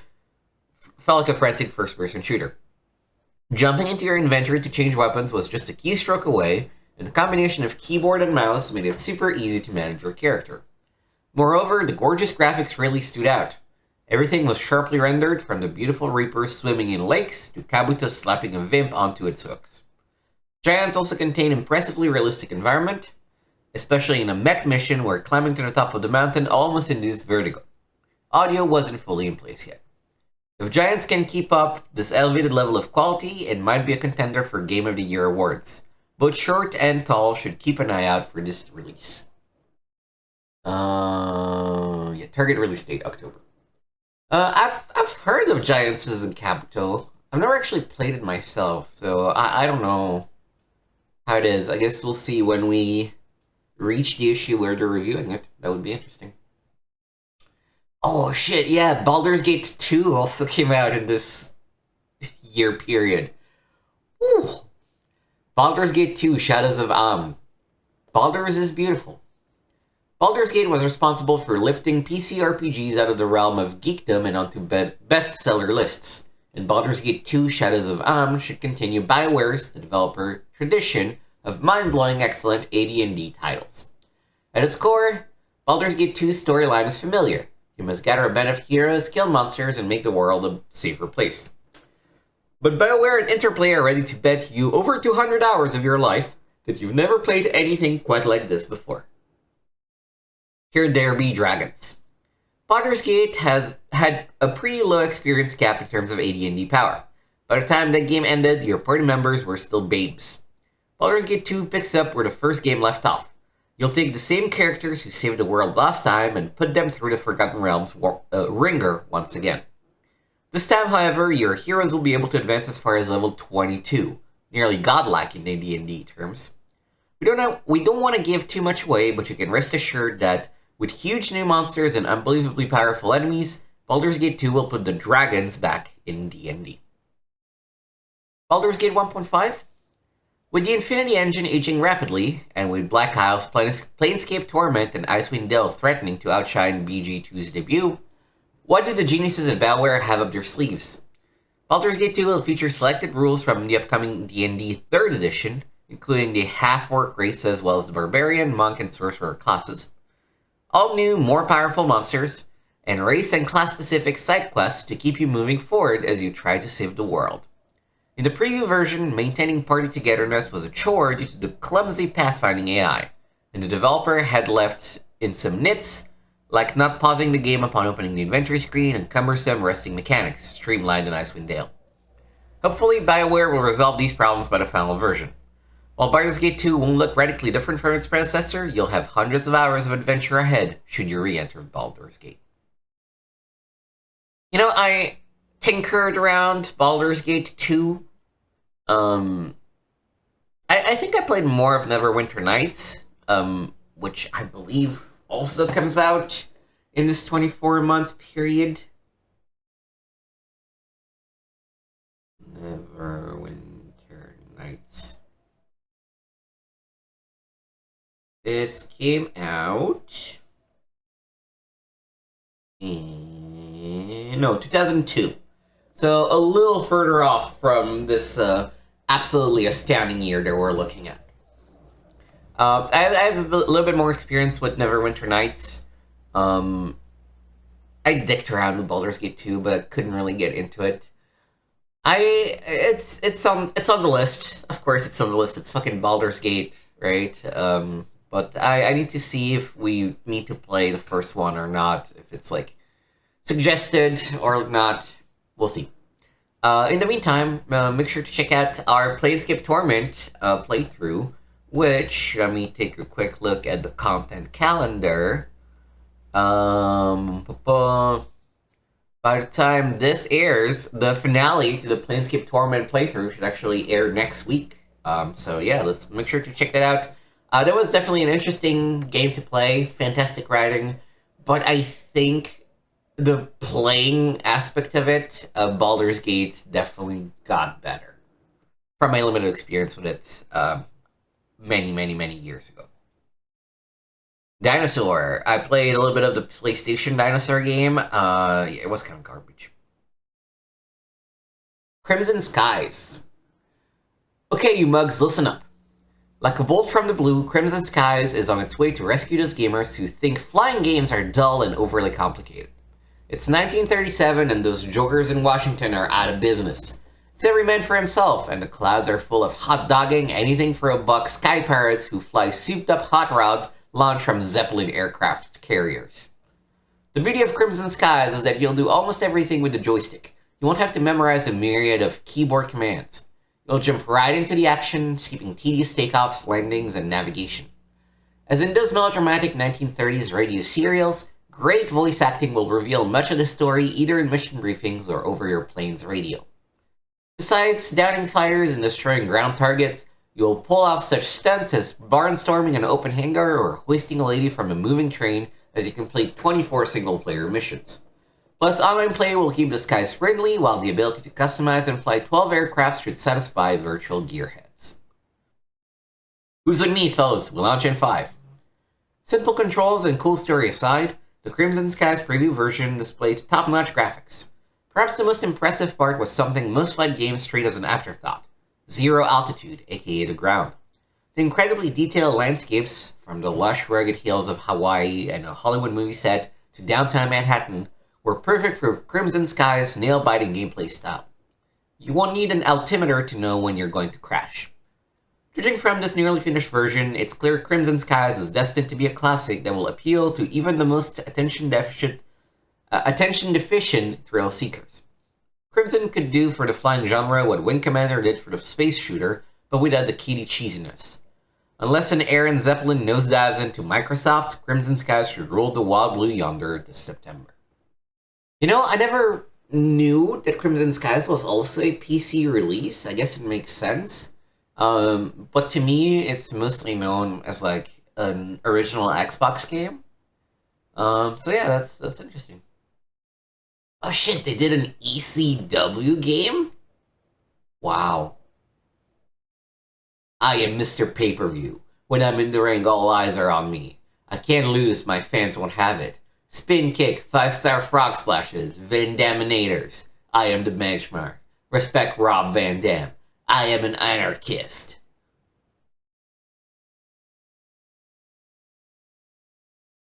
PC. Okay, this is Project Eden. Oh, I played through Project Eden, I think, because it was. So, I mentioned this before, but in Italy, gaming magazines would give away like free games every month. There were, like games that were like a couple of years older, if not more. But I definitely played Project Eden because it was included in a magazine like that.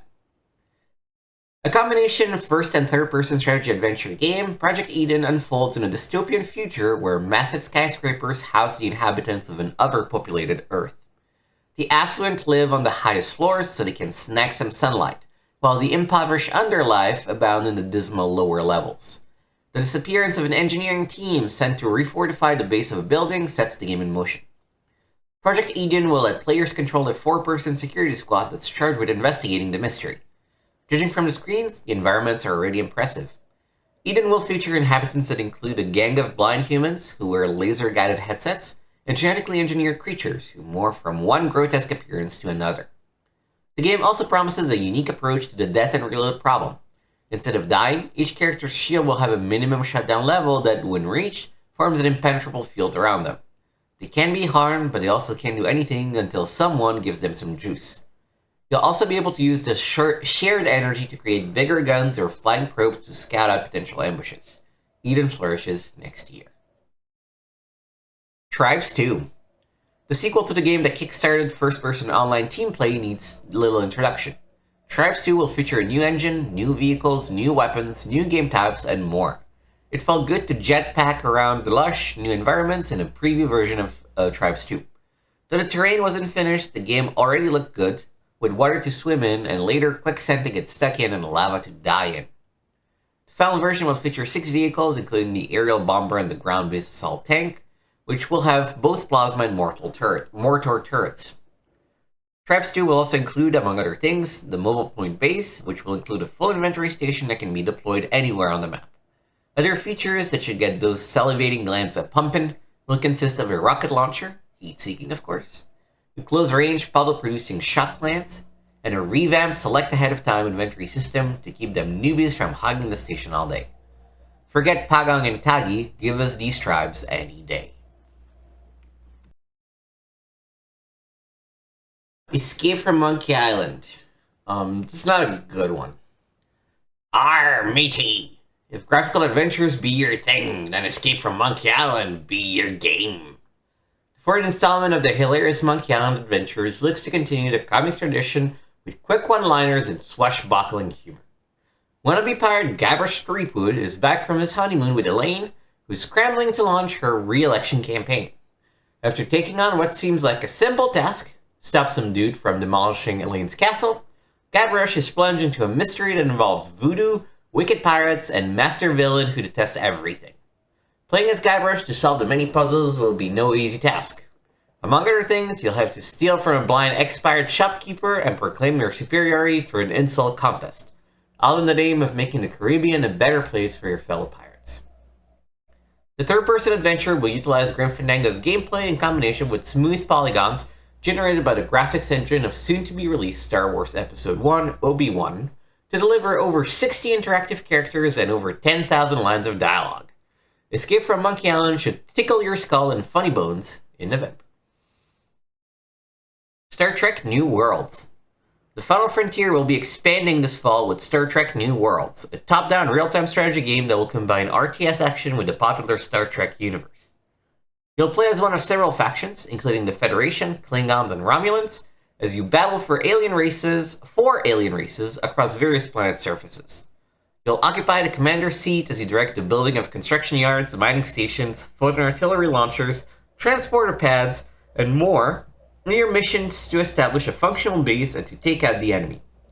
In addition to the micromanagement of mining and collecting resources, individual colonists and crew members within your base will also be able to specialize in specific fields, like engineering, so you'll direct the right personnel to the appropriate tasks to improve your base. A preview version exhibited surreal landscapes with intense explosions during battle. The interface was intricate enough to warrant the full tutorial, but RTS pros should be able to command with authority. RTS and Star Trek fans will probably be deeply engaged with New Worlds this fall. I feel like Star Trek is not RTS material.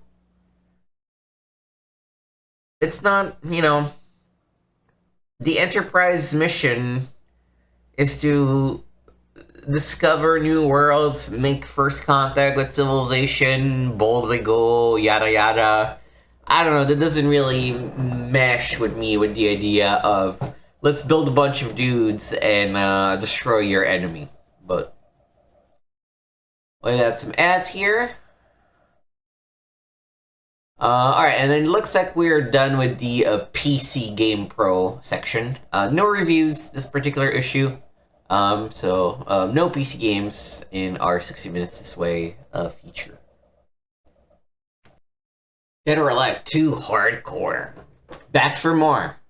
After a terrific showing on the Dreamcast last winter, Dead or Alive 2 is coming to the PlayStation 2 to battle Tekken Tag Tournament and Street Fighter EX3 for fighting game supremacy on the upcoming Sony console. Tecmo is not resting on its laurels with the success of the Dreamcast version, adding a bunch of new goodies to its curvaceous fighter. The company is even throwing in more extras that were in the Japanese PS2 version, hence the game's new subtitle, Dead or Alive 2 Hardcore. Rounding out the lineup, Dead or Alive 2 Hardcore will feature at least 2 new playable characters, new stages, new costumes, English language voiceovers, expanded story cinemas, more play modes, and tons of new badass tag team moves. Every pair of characters will showcase 5 to 6 bone-crunching double team moves. There will be new sub-levels to some familiar arenas, and each character will feature a few new moves in their arsenal. There will even be art galleries to exhibit the beauty that goes up with the brawn of this game. Peepers. This will be one tightly packed DVD with all of these extras. Battling the big boys and girls. Dead or Alive 2 Hardcore will still feature the same unique grapple-based combat that, along with gorgeous graphics, fluid animation, and well-proportioned female fighters, has made the series a hit. But with all the extras packed into DOA 2 Hardcore, the old masters of the video game fighting arena, Tekken and Street Fighter, had better watch their backs this fall. No, they're fine. They're fine. I mean, so I had Dead or Alive 2. I bought it when it came out in the Platinum line. Oh my god, remember, budget lines for video games? Wild, other times. And, it was fine. I have to say, I'm not the biggest fighting game expert. I don't mess with, combos and counters and things like that, so maybe I just don't have the depth of knowledge to properly appreciate this game, but yeah, it was fine. WWF SmackDown. Oh, and I should say this was for the PlayStation 2, of course. WWF SmackDown 2 Know Your Role for the PlayStation. I am the game. WWF SmackDown 2 Know Your Role will use the same game engine as the original, so the pummeling action in the ring and behind the scenes will be similar. You'll build up your power meter to earn a finishing move by punching, hitting, and grappling, then pin or knock out your opponent to win. You can look forward to new modes like the high-flying ladder match, Hell in a Cell, Casket, and Tornado Tag Team. New backstage areas will be available as well, like a VIP room, Vince ain't gonna be happy, 3 superstar dressing rooms, and a WWF restaurant. And we shouldn't forget the voiceovers. SmackDown 2 will feature the slick smack talk that made the WWF famous. Soon you'll be able to hear Triple H tell you that he really is dead damn good, along with commentary from more than 50 other superstars, including Scotty 2 Hottie, Grandmaster Sexay, I have no idea who that is, Chris Benoit, the American Badass Undertaker, and Lita. From the benefits of those with flash photography. The pre-version of SmackDown 2 showed off most of the cool new features in the game look phenomenal. The graphics in the original SmackDown were second to none, and the sequels were just as awesome with smoothly rendered wrestlers and incredible looking audiences with flashing cameras. Those incredible looking audiences that are like sprites? These audiences? Okay. One of the key elements missing in the original game was voiceovers, and their addition will complete the package in the sequel, so they weren't included in the preview version. The new matches will hook you in. Just you wait until you go flying off the ladders as the Hardy Boys or set up a casket match with Kane and The Undertaker. If SmackDown 2 lives up to its potential, you can anticipate what could be the best wrestling game of the year. Just bring it. Oh, The Mummy.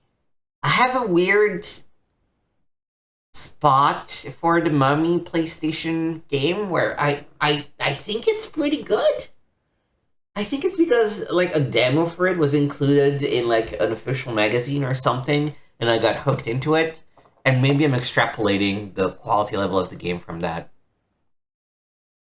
Next we have WWF No Mercy for Nintendo 64. Hint? No, oh, sorry. Ninth Wonder of the World. That makes more sense. THQ will show No Mercy to the competition this November. WWF No Mercy, that is, and it looks to be more than just a facelift of WrestleMania 2000. Though it will use the same W2K engine, No Mercy will sport new modes like ladder and tag team matches, backstage brawls, updated graphics, and an astonishing 65-plus WWF superstars. The roster will include Kurt Angle, Grandmaster Sexay. They really loved this Grandmaster Sexay guy. Who was he? I mean, you know.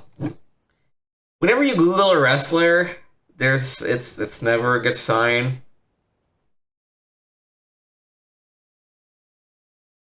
It's bad business.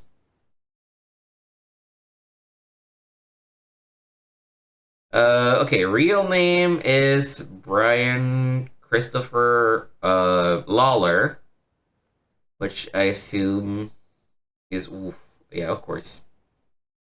Is he? Yep, is Jerry Lawler's son. And they're mentioning it because he was WWF Tag Team Champion.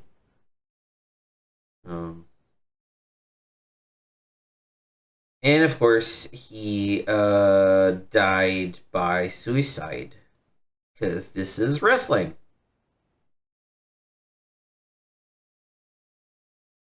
This is wrestling. Anyways, Kurt Angle, Grandmaster Sexay, Chyna, Perry Saturn, Stephanie McMahon, and others. You'll also be able to unlock hidden characters and earn points in WWF No Mercy on your Game Boy Color, then transfer that data to your Nintendo 64 game to go shopping in the SmackDown Mall. Oh my god, this is because Pokemon Stadium came out with like the little like thing that could read Game Boy cards, and THQ was like, how can we use that? That's hilarious. There you'll be, SmackDown Mall.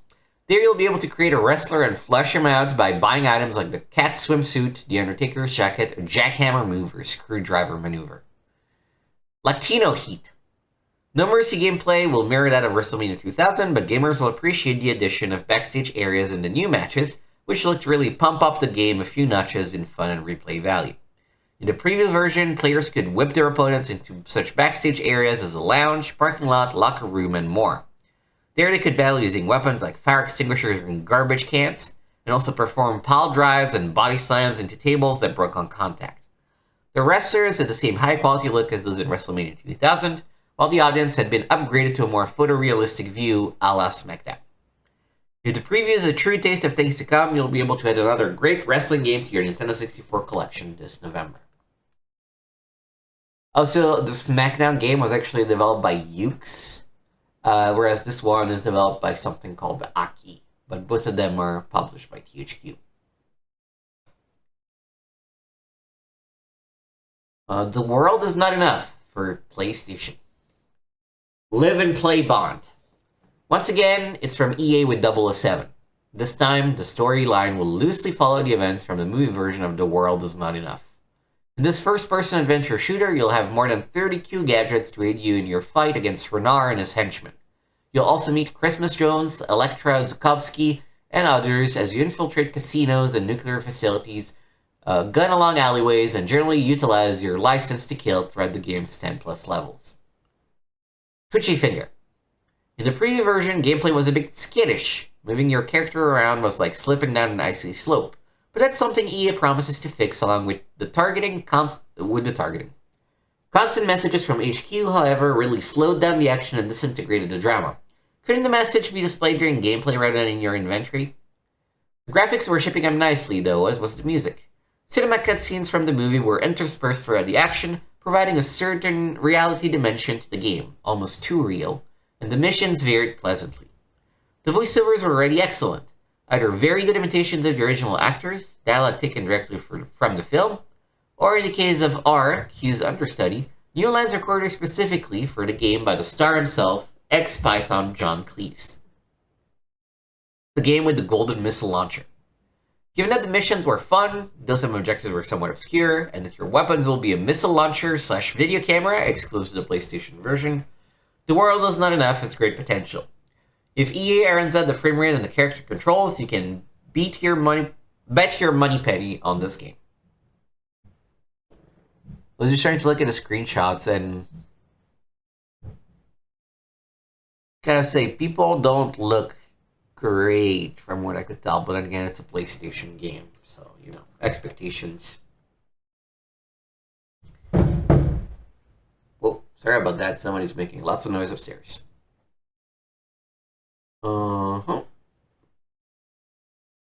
Sneak previews. Capcom vs. SNK Millennium Fight 2000 for the Dreamcast. The Ultimate Showdown. The previously impossible battle between the characters of the Street Fighter series and the King of Fighters series will finally become a reality in Capcom vs. SNK Millennium Fight 2000 for the Sega Dreamcast. In the tradition of Capcom's butt-kicking versus series, this title will bring together the two most legendary groups of old-school two-dimensional fighting characters. King of Street Fighters Alpha. Two options have been created for this game to level the playing field between Capcom and SNK fighters. The variable team system will rate each fighter with a strength of level of 1, 2, or 3. Level 1 characters will include Blanka, Dhalsim, Yuri, and King, while level 2 fighters will consist of favorites like Ken, Ryu, Chun-Li, Terry Bogard, Kyo, and Mai. Bosses such as Sagat, Bison, Geese, and Rugal will be rated as level 3. Players will build a team between 2 and 4 characters whose strength level must add up to 4. Fighters then will choose their groove, the method by which their super combo gauge will work. Capcom Groove will be similar to the meter in Street Fighter Alpha series in that it will build up several levels as you inflict or take damage. The SNK Groove will let players use a super move once after the gauge has reached its limit by holding the red trigger button, and or repeatedly when their health is running low. The Final Fight. The preview version of Capcom vs. SNK showed gameplay options that balance the fights well and gave both sides of the fence equal representation. The lineup of 28 characters was top-notch, but there were some notable fighters left out who will hopefully appear as secret characters. One of the best aspects of the game so far was the classic look and feel. It retained the rock-solid gameplay of the original Street Fighter II and King of Fighters that made them so much fun. If you thought Marvel vs. Capcom 2 was all the brawl you would ever need, think again. Capcom vs. SNK Millennium Fight 2000 crashes into stores this November. Tomb Raider Chronicles for both the PlayStation and the Dreamcast. Balancing on a tightrope. So if Lara was lost in a cave-in at the end of Tomb Raider The Last Revelation, how the hell is Eidos bringing her back for yet another sequel? Rather deftly, it turns out. As news of Lara's fate spreads, Jeeves and a group of her older friends gather at Croft Manor and begin reminiscing about Lara's early days. Those fond remembrances will make up the levels of Tomb Raider Chronicles as gamers travel back in time to play through the adventures that Lara's friend recall. Yup, that means you'll be playing as young Lara Croft. Jolie's Jollies. Originally planned as a movie tie-in, Tomb Raider Chronicles shifted focus when the timing of the upcoming flick and the game didn't pan out. Players will get Lara through adventures in 4 different settings: Rome, a Russian sub-base run by the Mafia, ruins in Ireland, and an office park. Each will have a different gameplay style. For instance, Russia will be about gonzo action, but the office park will involve stealth and sneaking through security systems. Lara will have plenty of new moves in her latest outing too, such as walking a tightrope, using a grappling hook, working the parallel bars, and more. Best of all though, Eidos hopes to include a movie teaser with the game, and promises that Tomb Raider Chronicles ending will correct the plotline of Lara's new adventure, will connect the plotline to Lara's next adventure, due out in late 2001 on the PlayStation 2, and possibly the Xbox. Note all screens are from the PlayStation version. I think so. Chronicles ends the PlayStation Pentalogy, and I think that those are all more or less solid. I remember, again, I have very little experience with Tomb Raider. It was one of the 2 games, funnily enough, that I actually got with my very first PC when I was much younger, and I had Tomb Raider 3 and Caesar 3 were the 2 games that I had. And I don't think I ever made it past the first level in Tomb Raider 3, ever.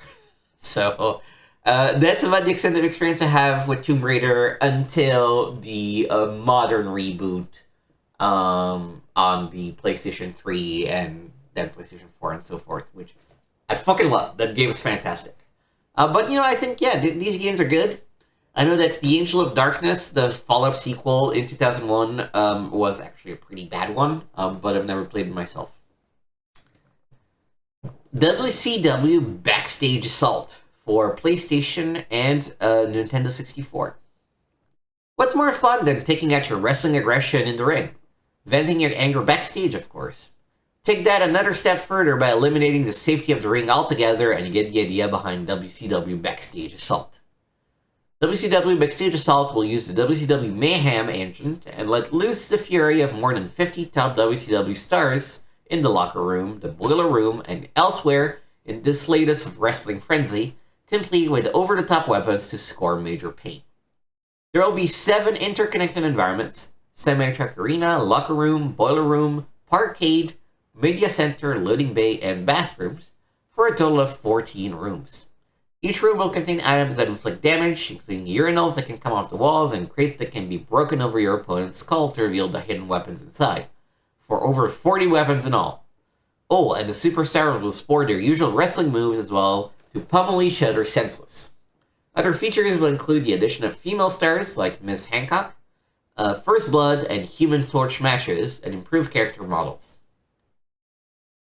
I need to Google what a Human Torch match is. I'm gonna say the goal was to light the opponent on fire.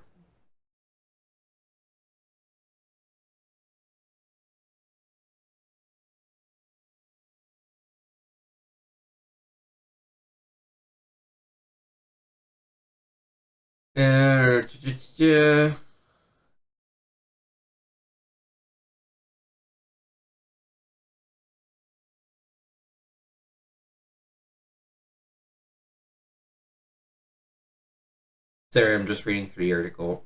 The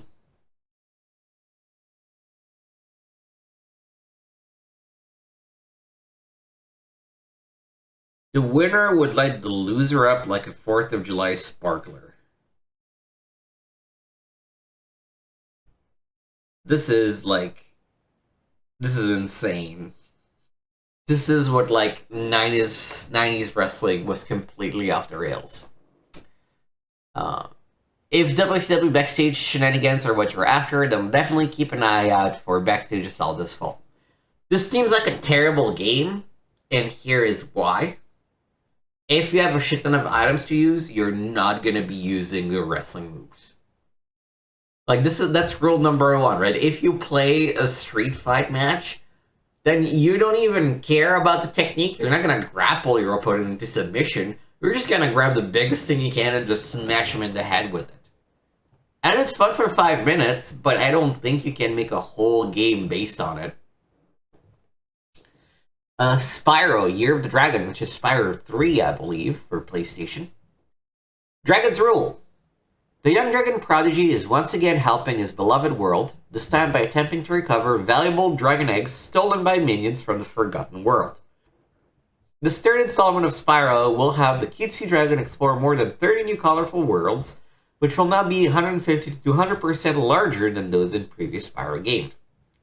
Spyro will retain all of his signature moves, so veterans of the series won't have any trouble jumping right into this 3D adventure. But even newbies will be able to perform with ease the legendary dragon's deadly fire-breathing, charging, and smooth gliding.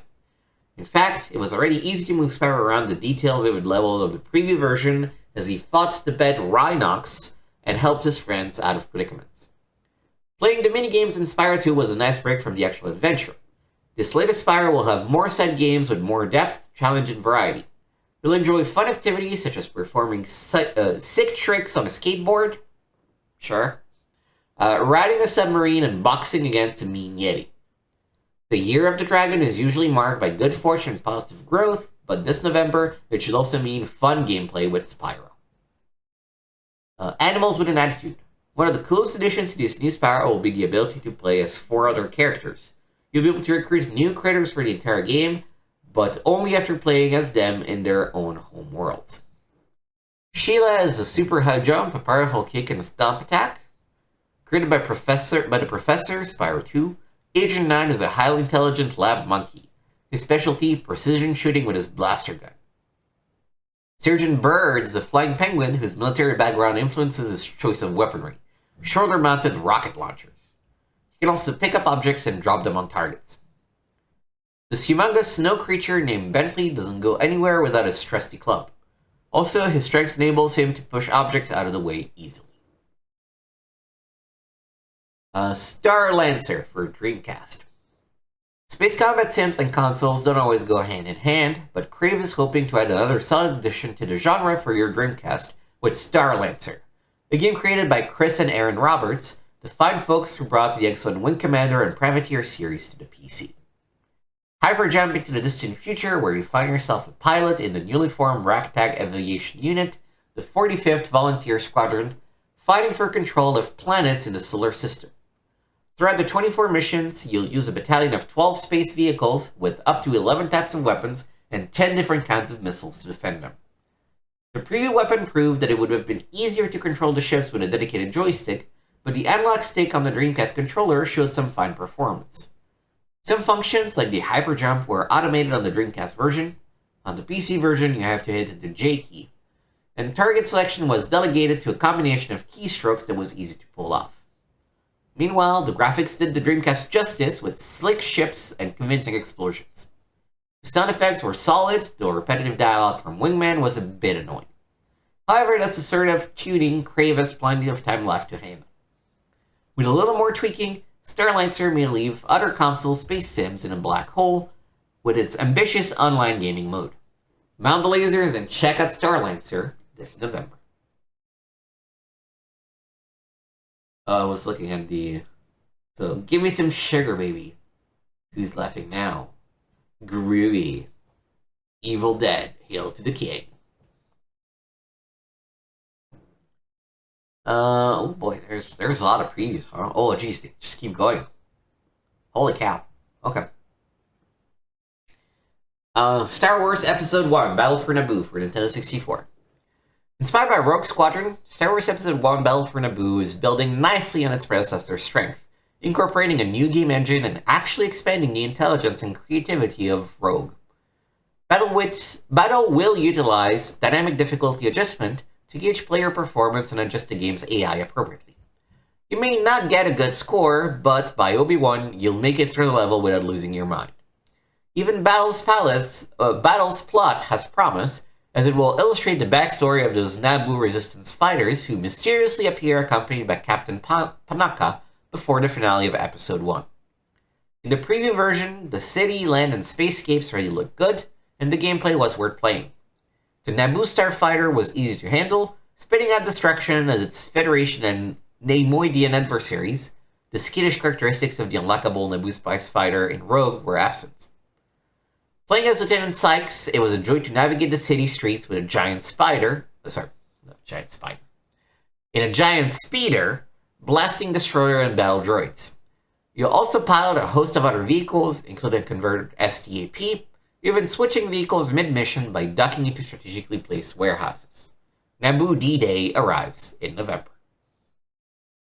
Star Wars Demolition for the PlayStation. The collaboration between Luxoflux, creators of Vigilante 8, and LucasArts for a Star Wars-based vehicular combat game looks promising. Set between The Empire Strikes Back and Return of the Jedi, Star Wars Demolition will put you in a destructive tournament hosted by Jabba the Hutt, where you must pilot one of 10 vehicles from the classic film trilogy as well as Episode 1. The preview version showcased gameplay and physics similar to that of Vigilante 8's Second Defense, but the game was tweaked to give it a more Star Wars feel. You'll blast away on the 9 highly interactive levels, grabbing droids as power-ups, and basically destroying everything in your path. Levels will range from the battle on Hoth and Mos Eisley on Tatooine, all the way to a Gungan stronghold on Naboo. The game will feature many familiar Star Wars faces and vehicles, including Lando Calrissian and Boba Fett, along with new ones. It will also have some cool secret vehicles and characters to unlock. If things keep progressing well, Demolition should deliver some great Star Wars action this November. MotoGP for the PlayStation 2. Namco hopes to add an adrenaline rush to your PlayStation 2 gaming with some 500cc motorcycle action. MotoGP will feature authentic Grand Prix riders and courses to race against on 32 authentic bikes throughout 5 modes: Seasons, Versus, Challenge, Arcade, and Time Trial. The preview version showed some seriously sharp graphics and equally sharp turns. Even with bike simulation turned off, the handling of the bikes had a very sim-like feel, and it was quite a challenge tackling the curves. Look for burning tires this fall. Extreme Sports for Dreamcast. Just as the title suggests, Extreme Sports will be all about non-traditional outdoor activities. Gamers will be able to compete in multiple extreme events, including sky surfing, hang gliding, mountain biking, snowboarding, bungee jumping, and ATV racing, all within a single race. This sounds a lot like, I don't remember what it was called, but it was one of those, like, Ubisoft games, like maybe Steep is what sort of have in mind. Or maybe The Crew as well, where you can sort of change vehicle. The game's online component will let you share high scores as well as download ghost players of new tracks. The preview version played well with simple controls, but while the levels look absolutely gorgeous. If Infogrames stays on tracks, this could be a nice addition to your sporting library.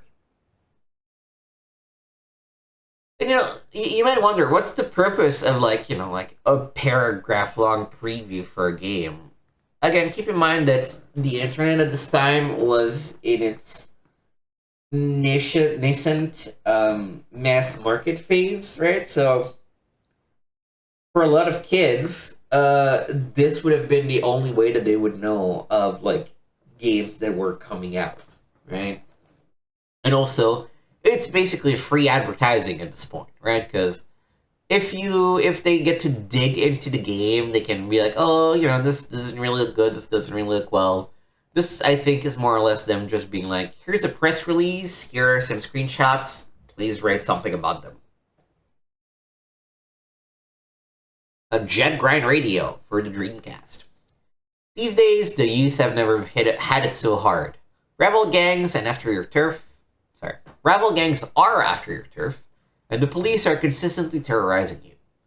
Thankfully, you'll have a cool radio program named Jet Grind Radio, a pair of slick skating shoes, and your street art to keep your spirits alive. Jet Grind Radio will mix the controversial graph scene with a slick style of gameplay that will let you roam free in a huge 3D city where you'll perform 6 skating stunts and stamp your crew's territory with personalized tags.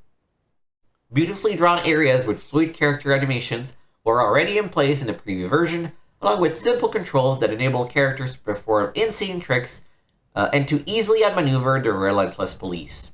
The only element missing? Fat tunes, PHAT, which Sega promises to include in the final version. Nevertheless, Jet Grind Radio is shaping up to be one of the coolest, if not hippest, games for any console system to date. Its originality would be hard to forget. Street Fighter III Third Strike for the Dreamcast. After the absolute mayhem that was Marvel vs. Capcom 2, Capcom is on track to deliver another perfect arcade fighter, albeit a more subdued, precise one, in Street Fighter III Third Strike. As the legendary series continues to evolve, more fighters will come into the lineup. 5 new this time around, including a noticeably more acrobatic Chun-Li, bringing the roster up to 19, and additional complexities should enhance the game engine. Third Strike will feature a hit frame system that bases the collision of single frames of animation, get your defenses ready. Plus, the game will have a great judge system, which will rate your performance with a letter grade. So not only will you have to beat your opponent, but you'll have to do it efficiently and with style, giving the Street Fighter faithful one more thing to smack talk about. In the preview version, the graphics looked sharp, the animation was excellent, and the new additions to the game made the fights intense. Sure, you won, but you did it with a D+. It's back to an old-school one-on-one brawl this fall. This is really how they did DLC characters back then, right? It's just, they would sell you a completely new version of the game that had the Super or Turbo or Third Strike or some other like garbage subtitle, and all it did was it added like 2 new characters. Mickey Speedway USA for Nintendo 64. Rare, the developer of Diddy Kong Racing, is returning to the racetrack with a new license to drive in Mickey's Speedway USA. The go-kart game with Disney characters, Speedway will feature cartoon competition on shortcut-filled tracks littered with weapons and other collectible items. In a playable preview version, the controls were easy to pick up and master, the tracks feature colorful environments, and solid sound effects were a perfect pairing for on-screen action, especially the various Disney character voices. Unless something catastrophic occurs on Mickey's development, kart racing fans can expect another round of rubber-burning fun this November. Star Wars Super Bombad Racing for PlayStation 2 and Dreamcast. LucasArts is breaking away from its traditionally serious take on the Star Wars universe with light-hearted, big-headed kart racing mayhem. In Star Wars Super Bombad Racing, you'll drive as one of 8 Star Wars characters, including Darth Maul, Queen Amidala, Yoda, and Boss Nass, each with their own unique personality, vehicle, racing physics, animation, and of course, enormous noggin. You'll race through 9 courses based on familiar movie locales, including the swamps of Naboo and the deserts of Tatooine, in single or multiplayer modes like Versus, Co-op, Challenge, and Arena, while picking up gadgets and power-ups such as boost, shields, special items. Super Bombad Racing comes to a galaxy near you this spring. Note, all screens shown here are from the PC version. It's interesting because so they're labeling a lot of these things hands-on. And some of these are first look. I wonder if that means that the hands-on they actually played and the first look is just a video. You Don't Know Jack Mach 2 for PlayStation.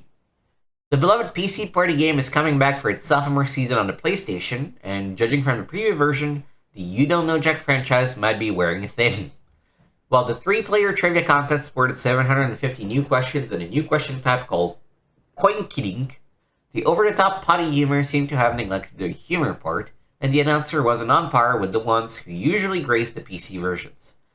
Let's hope Sierra does some serious tuning before You Don't Know Jack Mach 2 is released. It's funny how the Jackbox people were like doing some of the same stuff for like 30 years. Well, not 30, but 25 years. And it's just when smartphones became a thing that things really like exploded. Sneak reviews. This is Rogue Spear for Dreamcast. The badass Spec Ops crew from Tom Clancy's Rainbow Six will soon return, this time with snipers and a multiplayer mode, to fight in such locales as a hijacked 747 and a war-torn village in Kosovo. The graphics in the preview version were even more detailed in Rainbow Six, with cooler uniforms and better explosions. The new on-screen control menu, though a good idea, required too many button presses. You'll be able to use the Dreamcast keyboard, however, and maybe the Dreamcast mouse. If so, and if the controls are tightened for the regular controller, Rogue Spear should live up to its highly acclaimed PC namesake. Pod 2 for Dreamcast. Based on Pod for the PC, the sequel to the futuristic racer will put you in 8 weird-looking vehicles that vary in speed, grip, and handling on 6 tracks with plenty of alternative routes and shortcuts for you to discover. Pod 2 will also be the first car combat game for Sega's online network, where up to 5 players will be able to duke it out simultaneously. The preview version already looks sharp, and the cars handled smoothly. Let the racing begin in November. Crash Bash for the PlayStation. Fans of Mario Party, Poi Poi, and Bomberman may want to keep an eye out for Crash Bash, an arena-based multiplayer title headed for the PlayStation. With Crash Bandicoot, Neo Cortex, Dingo Dal, and other Crash characters at the helm, this could be one wild shindig. Crash Bash will feature more than 28 bizarre challenges, including pogo stick puzzles, 4-way air hockey matches, and crate tossing brawls. In the multiplayer battle mode, players will divide either into teams or rumble free-for-all style. Sunny's multi-tap will enable 4 players to butt heads, but still gamers can still look forward to formidable computer opponents in the single-player adventure mode. Judging from the preview version, Crash Bash has plenty of promise. The bold graphics and responsive controls were classic Crash, and thanks to intuitive gameplay and simple rules, Crash Bash's events were fiendishly addictive. If everything stays on track, this bash should blast onto store shelves this November. Samba de Amigo, for our Dreamcast, of course. Latin Fever is sweeping the nation and will soon arrive at your home when Samba de Amigo, Sega's spicy maraca arcade game, comes to the Dreamcast. The heart of this game will be the special maraca controllers, which plug into a floor strip loaded with sensors that determine how high the controllers are being held. The on-screen targets will be high, medium, and low. Only by shaking the correct maraca in the correct plane you will score a hit. Players will also be able to earn bonus points by matching the position of the icon to strike a pose. The Japanese box version proved very accurate, and this game could be great fun at parties. It was hilarious to watch players flail about as they attempted to shake their way through a song. Without the maracas, players will be able to play using the directional pad and buttons of the regular controller. It won't be as much fun, but you'll look less foolish. The game's contemporary Latin music will include some surprises like Macarena, Tub Thumping, and Real Big Fish's aka version of Real Big Fish's ska version, that makes more sense, of Take On Me. Fans of games like Dance Dance Revolution could find Samba de Amigo muy bueno when it shakes into stores this October. Indiana Jones and the Infernal Machine for Nintendo 64. We played this one fully. Indiana Jones may predate Lara Croft, but this infernal action-adventure is distinctly Tomb Raider-esque. Jones is more biblically inclined, however, pursuing the pieces of a machine that somehow entwined with the history of the Tower of Babel. Game time is early Cold War, and the Soviets are also on the lookout for machine parts that, when assembled, will open rifts to another dimension. In the preview version, Indy was whipping, crawling, and leaping with ease, thanks to intuitive controls, as he explored the ancient Aztec pyramids and the Tian Shan Mountains, plunged down rapids, and targeted bad guys in this potentially gripping port of the PC game. Controls were not great. I look back at it with some fondness, but some parts of it were a struggle. I won't lie. Speed Devils Online for the Dreamcast. Speed may just become one of the deadly sins with the next incarnation of one of Dreamcast's best racers, Speed Devils Online. Offline, you'll be able to drive in 3 modes on 8 diabolical 3D tracks in 22 muscle speedsters, each with a distinctive look at handling. Upgrades will be part of the experience, as will wagering for high stakes in your opponent's cars. Online, you'll be able to compete against up to 5 others in a Speed Devils Championship match.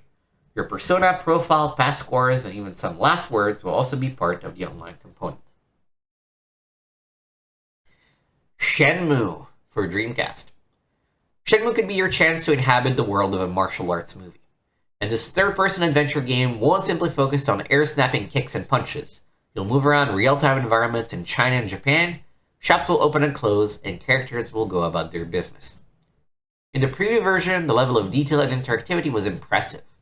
Using the intuitive controls, it was easy to move Ryo, the hero who seeks to solve the mystery of his father's death, around every corner of a traditional Japanese house, which was complete with intricate furniture, paper lamps, and sliding paper doors.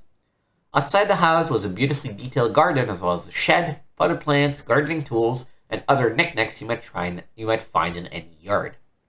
The dramatic dialogue was mostly prescripted, though, preventing you from choosing your lines. The fighting was simple, consisting mostly of button mashing, but it had spectacular results. Cool-looking spin kicks, arm hooks, and bad guys thrown into each other. Shenmue will take you to the virtual Far East this winter. Matt Hoffman's Pro BMX for the PlayStation.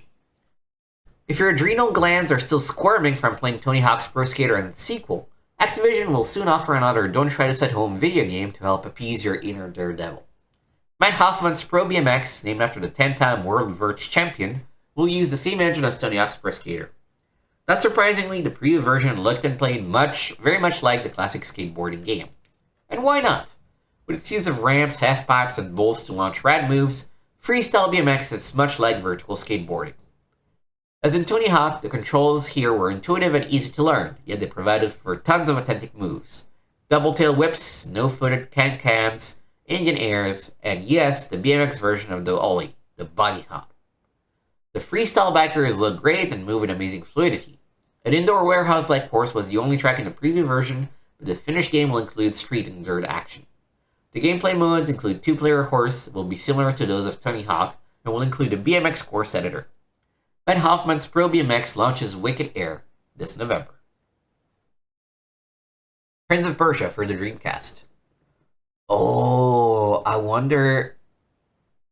No.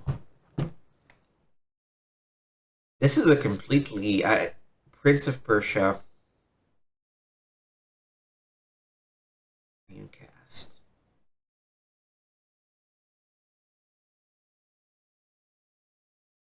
Oh shit, no, this is a real game that came out. Prince of Persia, Arabian Nights.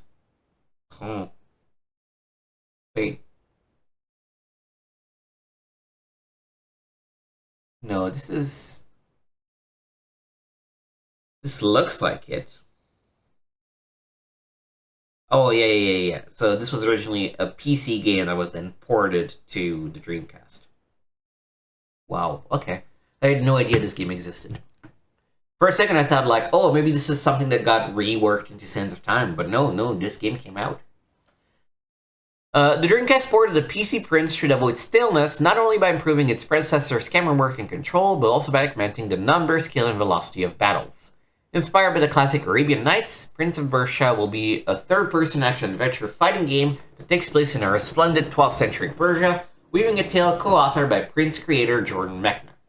Players will get medieval and voluptuous palaces, tricky caverns, and assorted mystical haunts as they sword fight, avoid traps, and seek power-ups through 15 levels. Sonic Shuffle for the Dreamcast. Along with 7 of his playable friends, Sonic is booming onto the party game scene in a quest to recuperate precious stones, put in crystals that created by the dreams of people in all dimensions. I want to clarify that precious stones is one word and is sort of the MacGuffin, the stars that they're collecting. The problem, there is always a catch, is that Void, the monster, has locked up the gems. Consequently, up to 4 players will have to play mini-games, 3D board games, and trivia games to help Illumina, the guardian angel, preserve the land of Imaginary World.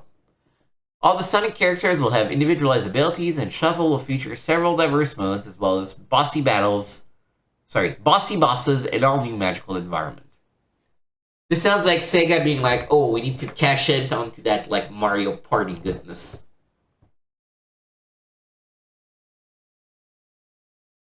Alright, and that's the end of the preview section, I should say. And now comes all the PlayStation 2 launch reviews. Starting with Tekken Tag Tournament. The newest member of the Tekken family, albeit it's been more than a year since Tekken Tag Tournament's arcade arrival, debuts as one of the premier fighting games for the PS2. And Tekken Tag Tournament's attention to visual detail and fun gameplay even outperforms its coin-op counterpart, making it a must-have title for fortunate PS2 owners. All about teamwork. The cast of Tekken Tag Tournament is a who's who of the Tekken family. A total of 34 characters, including your favorite brawlers from Tekken 2 and Tekken 3, plus an original and boss. But this isn't just a Tekken family reunion. Instead, Tekken Tag Tournament brings a new strategy to the ring with a tag system that lets you tag in a partner at any time during a heated round. Fighter duos can do major damage, alternating on the fly without interrupting the action, teaming up for insane multi-hit partner swap air juggles, and delivering serious hard-hitting standing combos. The United Colors of Tekken. Players will instantly notice the game's sharp graphics. Each area looks more polished than the arcade versions, which separate animations in the background, enhance well-drawn environments, and, of course, beautiful computer graphic full-motion videos to tell the story. The character detail is also astonishing. From their diverse outfits to each of their own unique animations, fighters are vivid and move smoothly without any slowdown. As for the audio, the sounds of Tekken Tag Tournament have been faithfully retained from the arcade. Crisp audio effects keep the action alive, while the cool techno tunes in each level are in harmony with the overall feel of the game. Taking it to the next level. Fans of this ferocious fighter franchise, of either the arcade or home version, will immediately feel at home with the controls. Using just the top 4 button, directional pad, and a shoulder button to switch between fighters, bruisers can execute devastating 10-hit combos and bone-crunching linking moves. Even if you're a Tekken newbie, the practice mode will quickly get you in shape, as it lists every special move, which the computer will demonstrate how to do if you're unsure what the move is supposed to look like. The only drawback is that you'll have to learn the big hit combos on your own. Besides the practice option, Tekken Tag Tournament also has special modes that you won't find in the arcade version. There are one-on-one versus, team battle, time attack, and survival modes, along with an area where you can view the various Tekken cinemas, an art gallery, and a minigame, Tekken Bowl, a GamePro favorite, see sidebar Tekken Bowling. Tag your hit. Namco has always been strong in the fighting game genre, and Tekken Tag Tournament is no exception. While the game may be old in the arcades, it certainly looks and feels new for the home console, effectively utilizing the power of the PS2 with outstanding graphics, sounds, and control. This is a perfect addition to the PS2's burgeoning library. Tekken Bowling. One of the most addictive minigames of all time is Tekken Bowl, a sporting event hidden within Tekken Tag Tournament. In order to play this cool Easter egg, you have to unlock it by completing arcade mode. Each fighter has their own style of bowling, and matches are played with the same theme in the entire game, in pairs. Here's a quick winning strategy for bowling strikes. Select a powerful hitter as your first bowler. The powers of guarantee strike, but you must first master ball control. As your cleanup person, choose a fighter whose throw is slow so you can control the speed and spin to pick up the spare. Can you beat the Watch Dogs high score, which is 269 points? Okay, so in terms of reviews or scores, graphics 5 out of 5. Tekken Tag Tournament outshines the arcade version in every way, from more gorgeous backgrounds to smoother animations. This game overflows with visual excellence. You won't find even an ounce of slowdown when the action gets furious on screen. Sound 4.5 out of 5.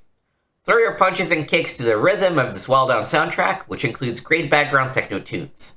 The sound effects, such as thunderous punches and bruised moans, also bring harmony to the chaotic and intense fight scenes. Control, 4.5 out of 5. Simple controls enable you to perform killer combos.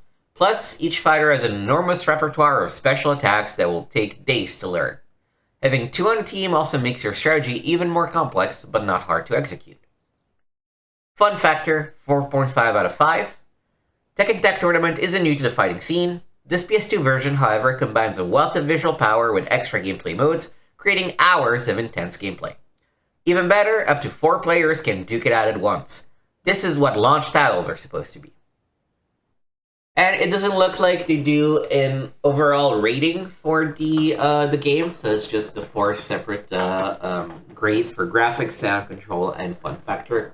But definitely a must-check-out game. It does help that the Tekken series is the one fighting game that I am somewhat decent at. SSX from EA Sports Big. So I guess it's EA Sports Big SSX. Remember when snowboarding games sucked? Sure, cool borders and 1080 deserve praise, but then came the pale limitations. Wastes of both time and money that diluted everybody's enthusiasm for the genre. That's all in the past now, and SSX is the reward for sorting through the glut of ho-hum downhill games of yore. EA Sports Big's first extreme sports game for PlayStation 2 finally brings the excitement and pure downhill joy back to snowboarding. Powder Trip. SSX, short for Snowboard Supercross. Oh! That makes a lot of sense, I had no idea. Drops gamers into some of the most intense downhill races ever. No matter how you cut it, these tracks are tricky, littered with steep blanket curves, unusual obstacles, and many alternate paths. If you don't want to follow the track, don't. You can take your chances in deep powder and hope you can find the finish line faster your own way. SSX offers only 8 tracks, but are impressively long and filled with secret shortcuts and trick opportunities. Plus, These aren't exactly your run-of-the-mill bunny slopes. In addition to the traditional powdery mountains, you'll tackle a glacier off the coast of Hawaii, carve through a paradoxical course in the American Southwest, surf in a snowed-in city complete with subway shortcuts, and shred in the Tokyo Megaplex, a cross between a snowboard park and a pinball machine. Best of all, the game is a bonus course of pure unpacked snow. Explore and make your own path. Snowy Hawk? Of course, you'll have to do more than just survive the course. Above and beyond fighting off as many as 7 determined opponents, who, it should be noted, had no qualms about smacking you around to get past you, you'll be expected to hot dog a bit for the crowd and to pull off stunts in the middle of the race. The more tricks you pull and jumps you land, the more adrenaline you'll obtain, boosting your speed and improving your overall chances. The tricks will sound familiar to board sports fans. Stiffies, stalefish, rail slides, and more wicked stunts are yours to master using the L and R triggers and combinations. The more you win, the more boards, outfits, and tracks you'll unlock, and the further you'll tweak your boarder skills. If stunts are why you're playing this game, check out the show-off mode where you'll earn Olympic-style medals for your trick performance. You'll also find an adventure mode, which is sort of an obstacle course for snowboarders, and the nasty knockdown mode, where the winner is the rider who can push the most opponents into the powder. A downhill thrill. After all those years of seeing opening cinemas and thinking, why can't the game look like that? Gamers will finally be satisfied with high-resolution, wickedly fast gameplay graphics. Almost but not quite real facial features give some of the characters an unsettling plastic quality. Elisa looks like a Barbie doll in more ways than one, but they're all exquisitely animated. The deviously designed tracks feature lots of gorgeous scenery, not all of which you'll notice right away thanks to the game's breathtaking illusion of speed. SSX is fairly easy to pick up and play, sporting knife-edge analog controls that will have you carving the snow like a pro immediately. The soundtrack leans towards the techno side, but isn't nearly as generic or annoying as those of most other games. The voices steal the show, from the announcers' witty barbs and truly helpful reminders to the quips from the writers themselves. Jurgen's German-accented Geronimo could be a catchphrase all its own. That's what I assume he sounds like, but I guess we'll see in-game. Ice Dreams.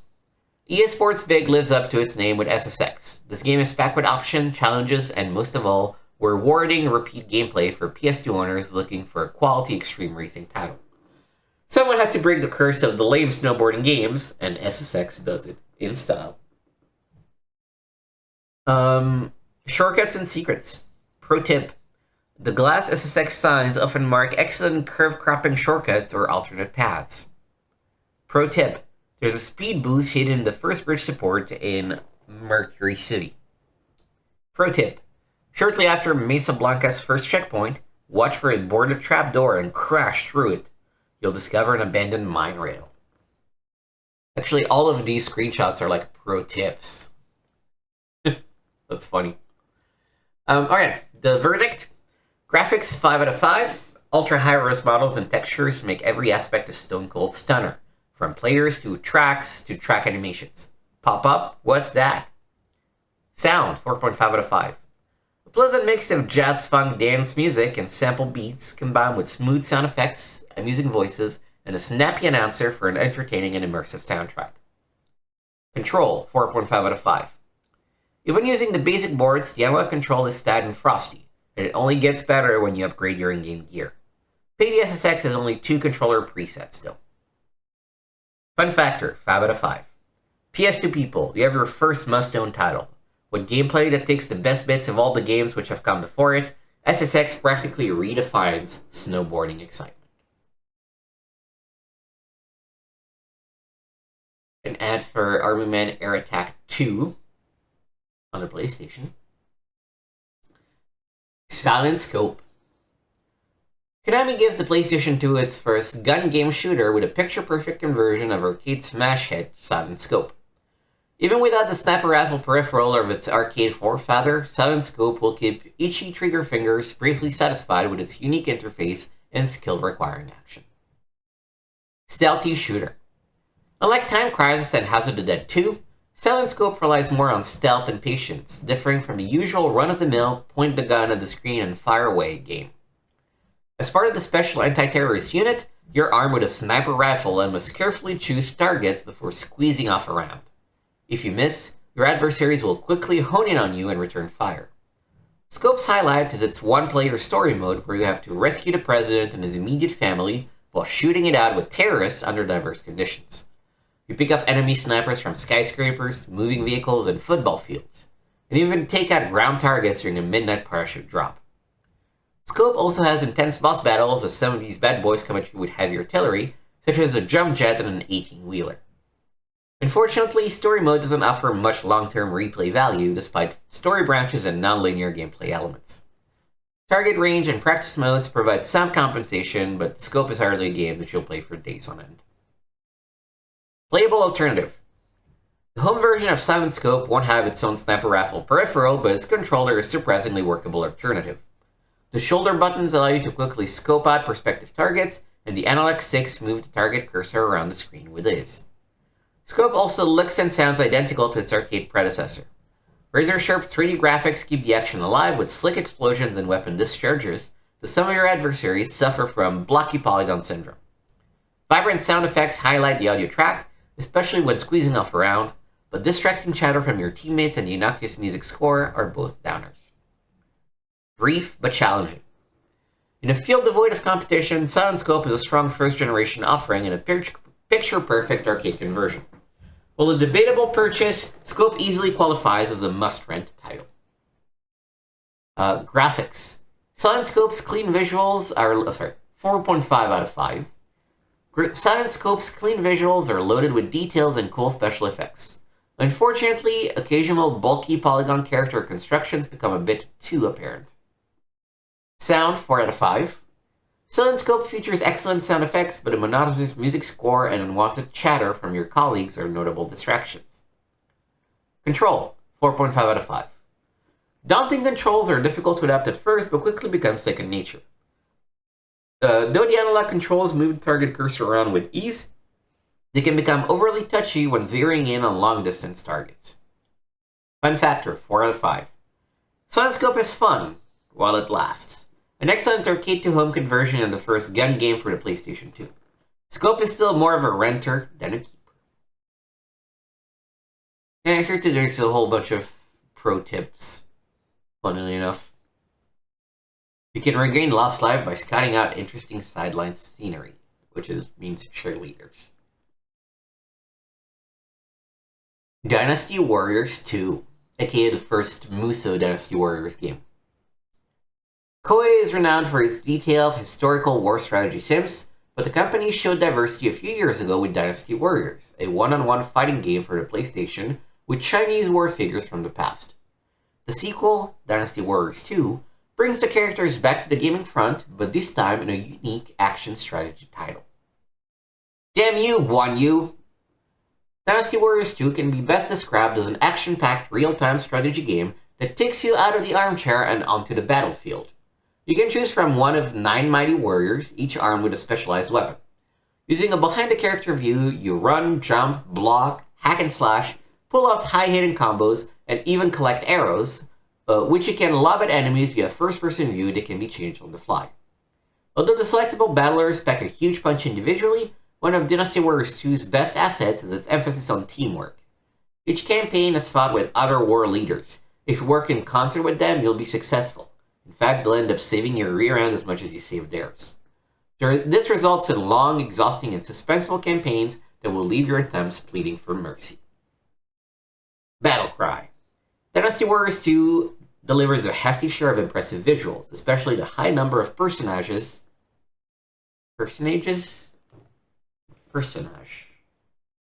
How do you say that?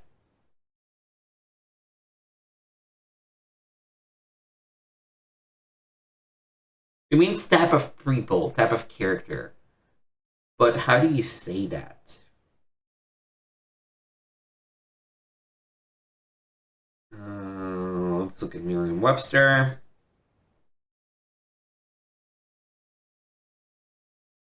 Personage. Personage confirmed. Okay. Where were you? especially the high number of personages who can gather on screen at one time.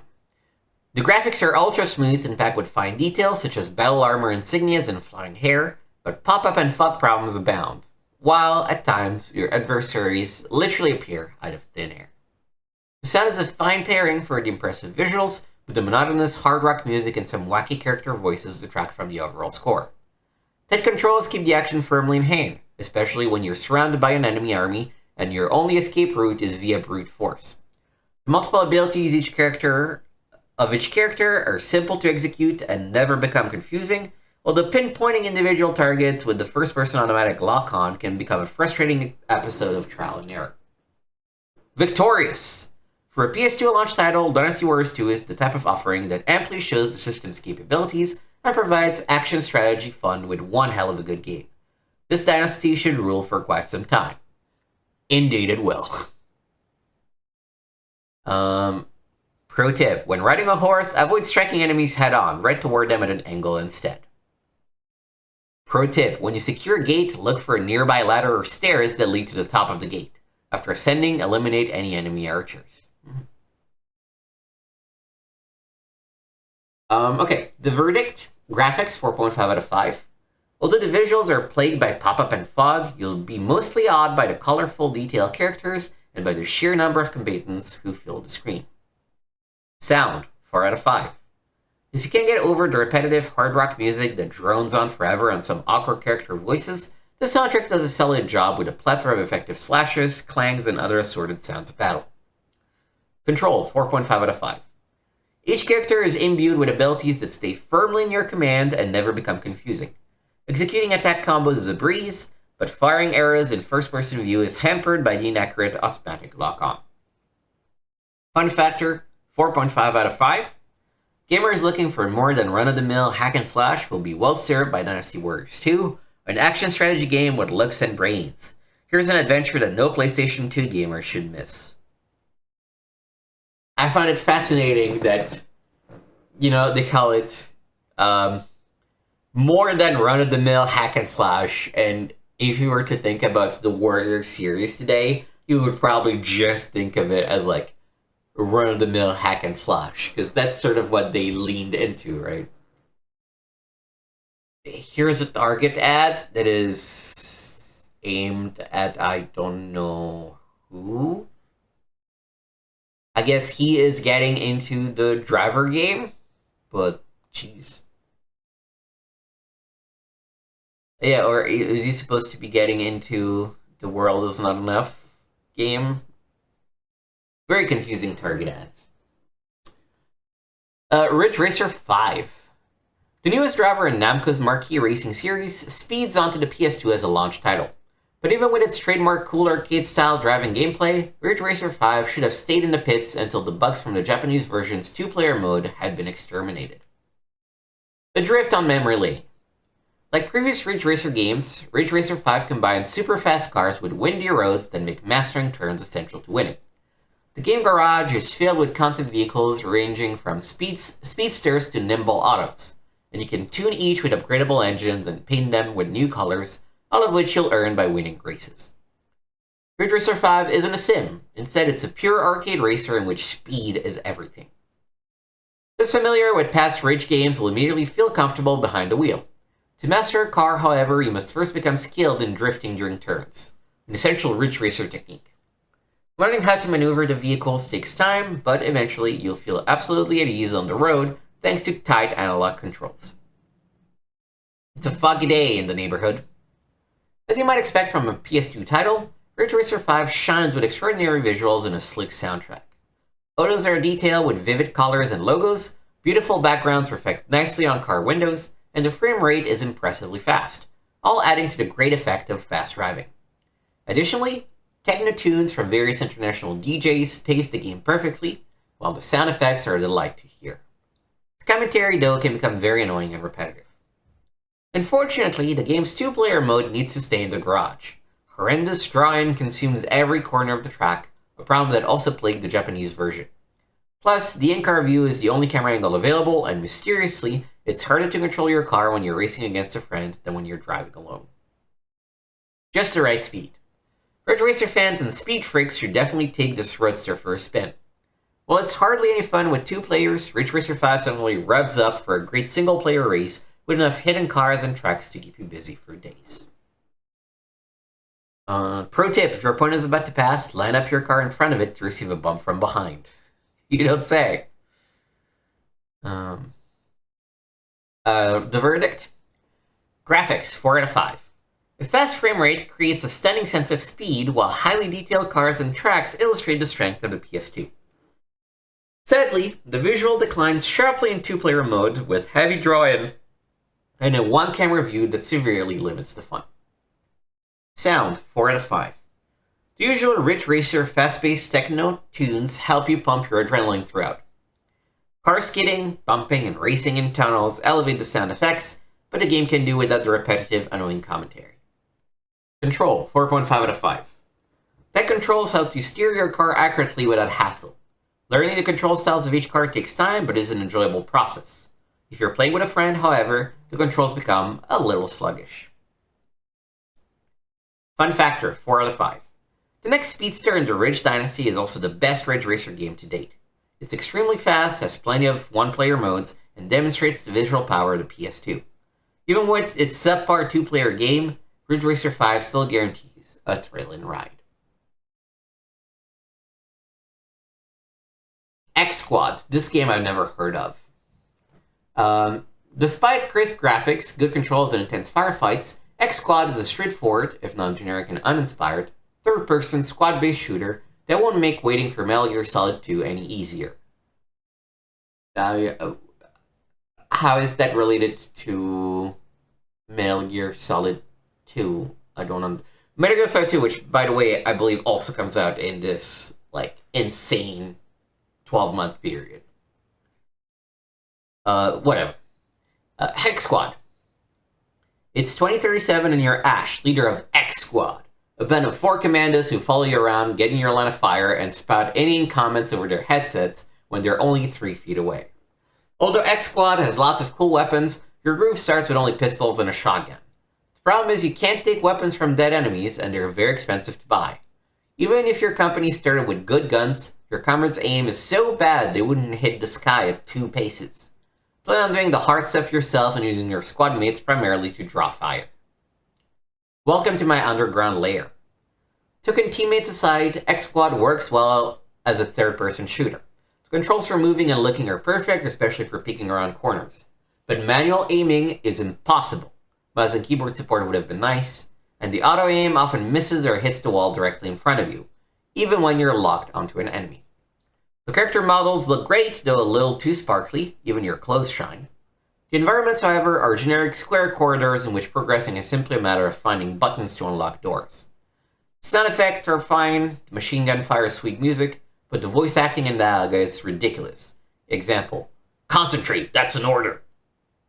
If you can't get enough of third-person shooters, X-Squad gives you plenty of trigger time, but nothing especially innovative or new. There's no description here for the ratings. They're just listed. Graphics, 4 out of 5. Sounds, 3.5 out of 5. Controls, 4 out of 5. Fun factor, 3.5 out of 5. Kessen. If the goal behind Kessen was to create a spectacular-looking display of medieval Japanese warfare, it succeeds and then some. If the goal was to make a good real-time strategy game, however, Kessen fails. Being Akira Kurosawa. While at first it's breathtaking to watch the clash of a dozen of incredibly detailed 17th century Japanese soldiers, riflemen, archers, swordsmen, and lancers, accompanied by the roar of battle and epic music, Kessen's focus on eye and ear candy hurts the gameplay. This is most evident in the many beautiful but repetitive cinemas you're forced to watch that show every little thing that occurs on the battlefield.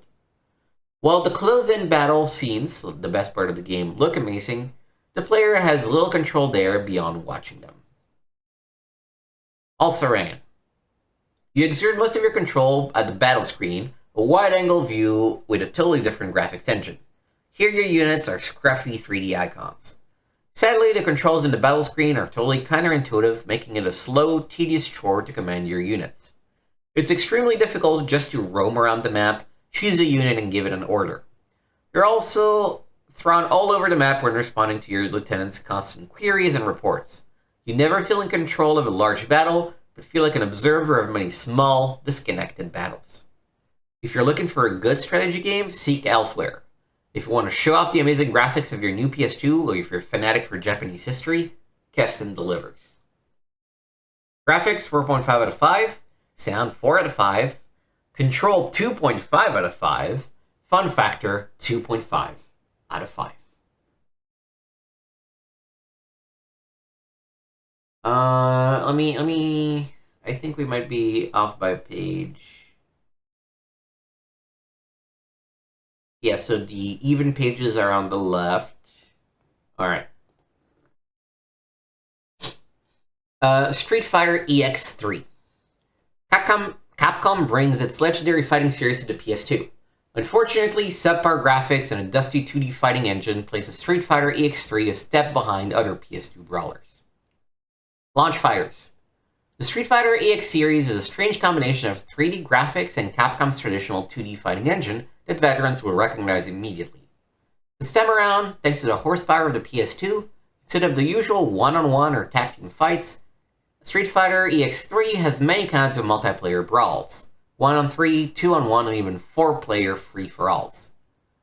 If you have a PS2 multitap, even 4 players free-for-alls if you have a PS2 multitap.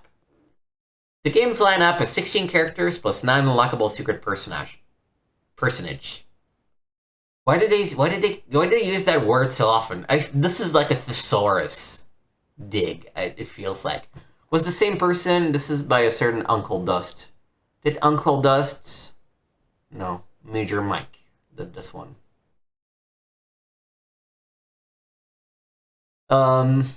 There's even a character editor that enables you to create a custom fighter. Despite all these gameplay extras, EX3 lacks perfected basics. Graphically, EX3 is mediocre compared to Dead or Alive 2 Hardcore and Tekken Tag Tournament, with its unrealistic blocky characters and sparkly effects. The slowdown that plagued the Japanese release, however, has been eliminated. The soundtrack continues the trend of the EX series and is pretty weak. Music is bland and forgettable, and character voices are not an improvement from the 2D version. The game's controls are rock solid, Capcom style. In fact, this game is a little easier to master than the Street Fighter 3 or Versus series, which might bring some newbies to the brawl. 2D or not 2D, that is the question. When it comes down to it, this is just a prettier version of the PlayStation's EX series, but it's not pretty enough to make up for its so-so combat. Street Fighter fanatics will have fun with it on their PlayStation 2, but the Street Fighter series is much better in 2D or on the Dreamcast. Scores, graphics 4 out of 5, sound 3 out of 5, control 4.5 out of 5, fun factor 3.5 out of 5. Gradius 3 and 4. Hardly pushing the limits of the PS2, Gradius 3 and 4 is a shooter combo package that will appeal to retro gaming fans. Both titles feature formulaic action indicative of the genre. Using a 2D side view, you pilot a spaceship through several levels, collect power-ups, and destroy tough bosses. Of the 2 titles in the collection, Gradius 4 ranks the highest, with slick visuals, strong sounds, and a foot-tapping musical score. Unfortunately, Gradius 3, which some may remember as one of the earliest titles for the 16-bit Super NES, surely shows its age with antiquated sprite graphics and tinny sounds. The most notable additions to this collection are a few rendered cinemas, created exclusively for the PS2. For a retro shooter package, Gradius 3 and 4 is an excellent value. Just don't expect anything on the level of Colony Wars. It's nice to know that when all the hype surrounding the PlayStation 2 launch, classic gaming hasn't been completely forgotten. A pretty solid game, it seems, with graphics 3.5, sound 3.5, control 4.0, and fun factor 4 out of 5. And finally, probably, the last PlayStation 2 Pro review. For now, I think there's more games like this in the sports section, the RPG section. Eternal Ring being definitely a big one that we're missing at this point. But the last review for the PS2 section is Fantavision. It's colorful, it's weird, and it explodes. No, it's not a horde of kamikaze Pokemon, but it is Japanese. Fireworks Field Fantavision offers pretty lights and tricky puzzles, but it might not offer quite enough bang for your buck. Fantavision throws colored fireworks buds into the air and challenges you to link them by color, thereby sending off fancy multi-stage explosions. Wait too long and the fireworks fizzle. Detonate too early and you'll accidentally reset your chain. The pretty 3D graphics of the import version hide 2D gameplay, while the over-happy organ music is so cheesy it's hilarious. Control takes some getting used to, but is responsive and reliable. Puzzle trendsetters will want to check this one out, but casual fans can pass. For better or worse, there's nothing else like Fantavision. Graphics 4, sound 4, control 3.5, fun factor 3.5 out of 5. Alright, and that ends the list of the PlayStation 2 games reviewed by the magazine. So, in terms of our 60 Minutes to Sway series, which will probably take a couple of weeks, starting in 2 weeks, I'll play Tekken Tag. I'll play SSX for sure. Sun Scope. Dynasty Warriors 2. Ridge Racer 5.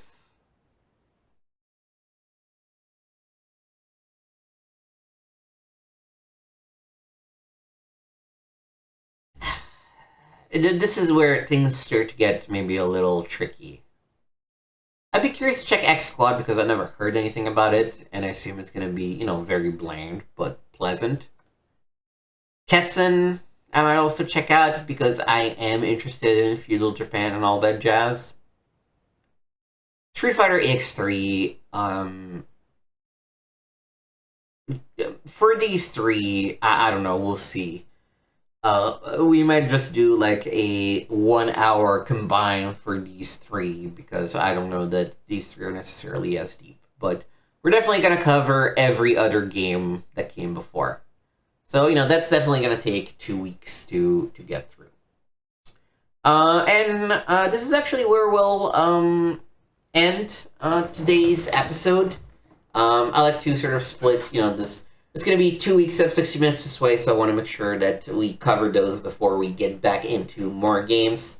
But next time on Required Reading, we're going to have Medal of Honor Underground, Dino Crisis 2, Alien Resurrection. I'm actually pretty excited about this one because I heard it's actually pretty good. Destruction Derby Raw. The Nintendo 64, The World Is Not Enough. San Francisco Rush 2049. Sarge Heroes 2. Since we're talking about Army Men, we're going to get to explore it firsthand. San Francisco, we're not going to play both the Nintendo 64 and the Dreamcast one for an hour. We might just boot one and then the other. And then there's sports. But I think that episodes 2 for this Required Reading will probably just cover all of the reviews outside of the sports section. So in the meantime, thank you so much for watching. Please make sure to like and subscribe. And comment below about, which... Did you buy a PS2 at launch? Which was your sort of magazine of choice at the time, if you were alive and a gamer back in 2000? Which magazines you would like me to check out next? All the good stuff. In terms of the other content on the channel, of course, Life of Timmy is my pride and joy. Spent a lot of effort on that series, so I hope you've been enjoying it. I would appreciate you taking the time to go over there, watch the latest video, give it a like, leave it a little comment, just add to the engagement for that series, because it is a lot longer to plan and execute than it is to just, read a magazine live on stream kind of thing. Over the Hidden Gems and Classical Studies things, we have the conclusion to Planescape Torment happening next week. We have a new Hidden Gem launching this week. No spoilers as to what it is, but it's going to be very violent, but very campy and fun. The Resident Evil Director's Cut playthrough ended last week, so make sure to check that out. and Amazon was also a full playthrough 2 weeks ago, which means we have a brand new Classical Studies and a brand new Hindram also premiering in the next 3 and 4 weeks, respectively. So look forward to all of that. Thank you so much for watching the stuff I put out. I'm really enjoying playing through games and exploring the gaming culture and discovering games I never knew about and actually testing them out. I feel like this revised version of Required Reading is really working, at least for me, when it comes to making the content. That's gonna do it for us today. This is Nick signing off, reminding everyone to let's keep retro playing together.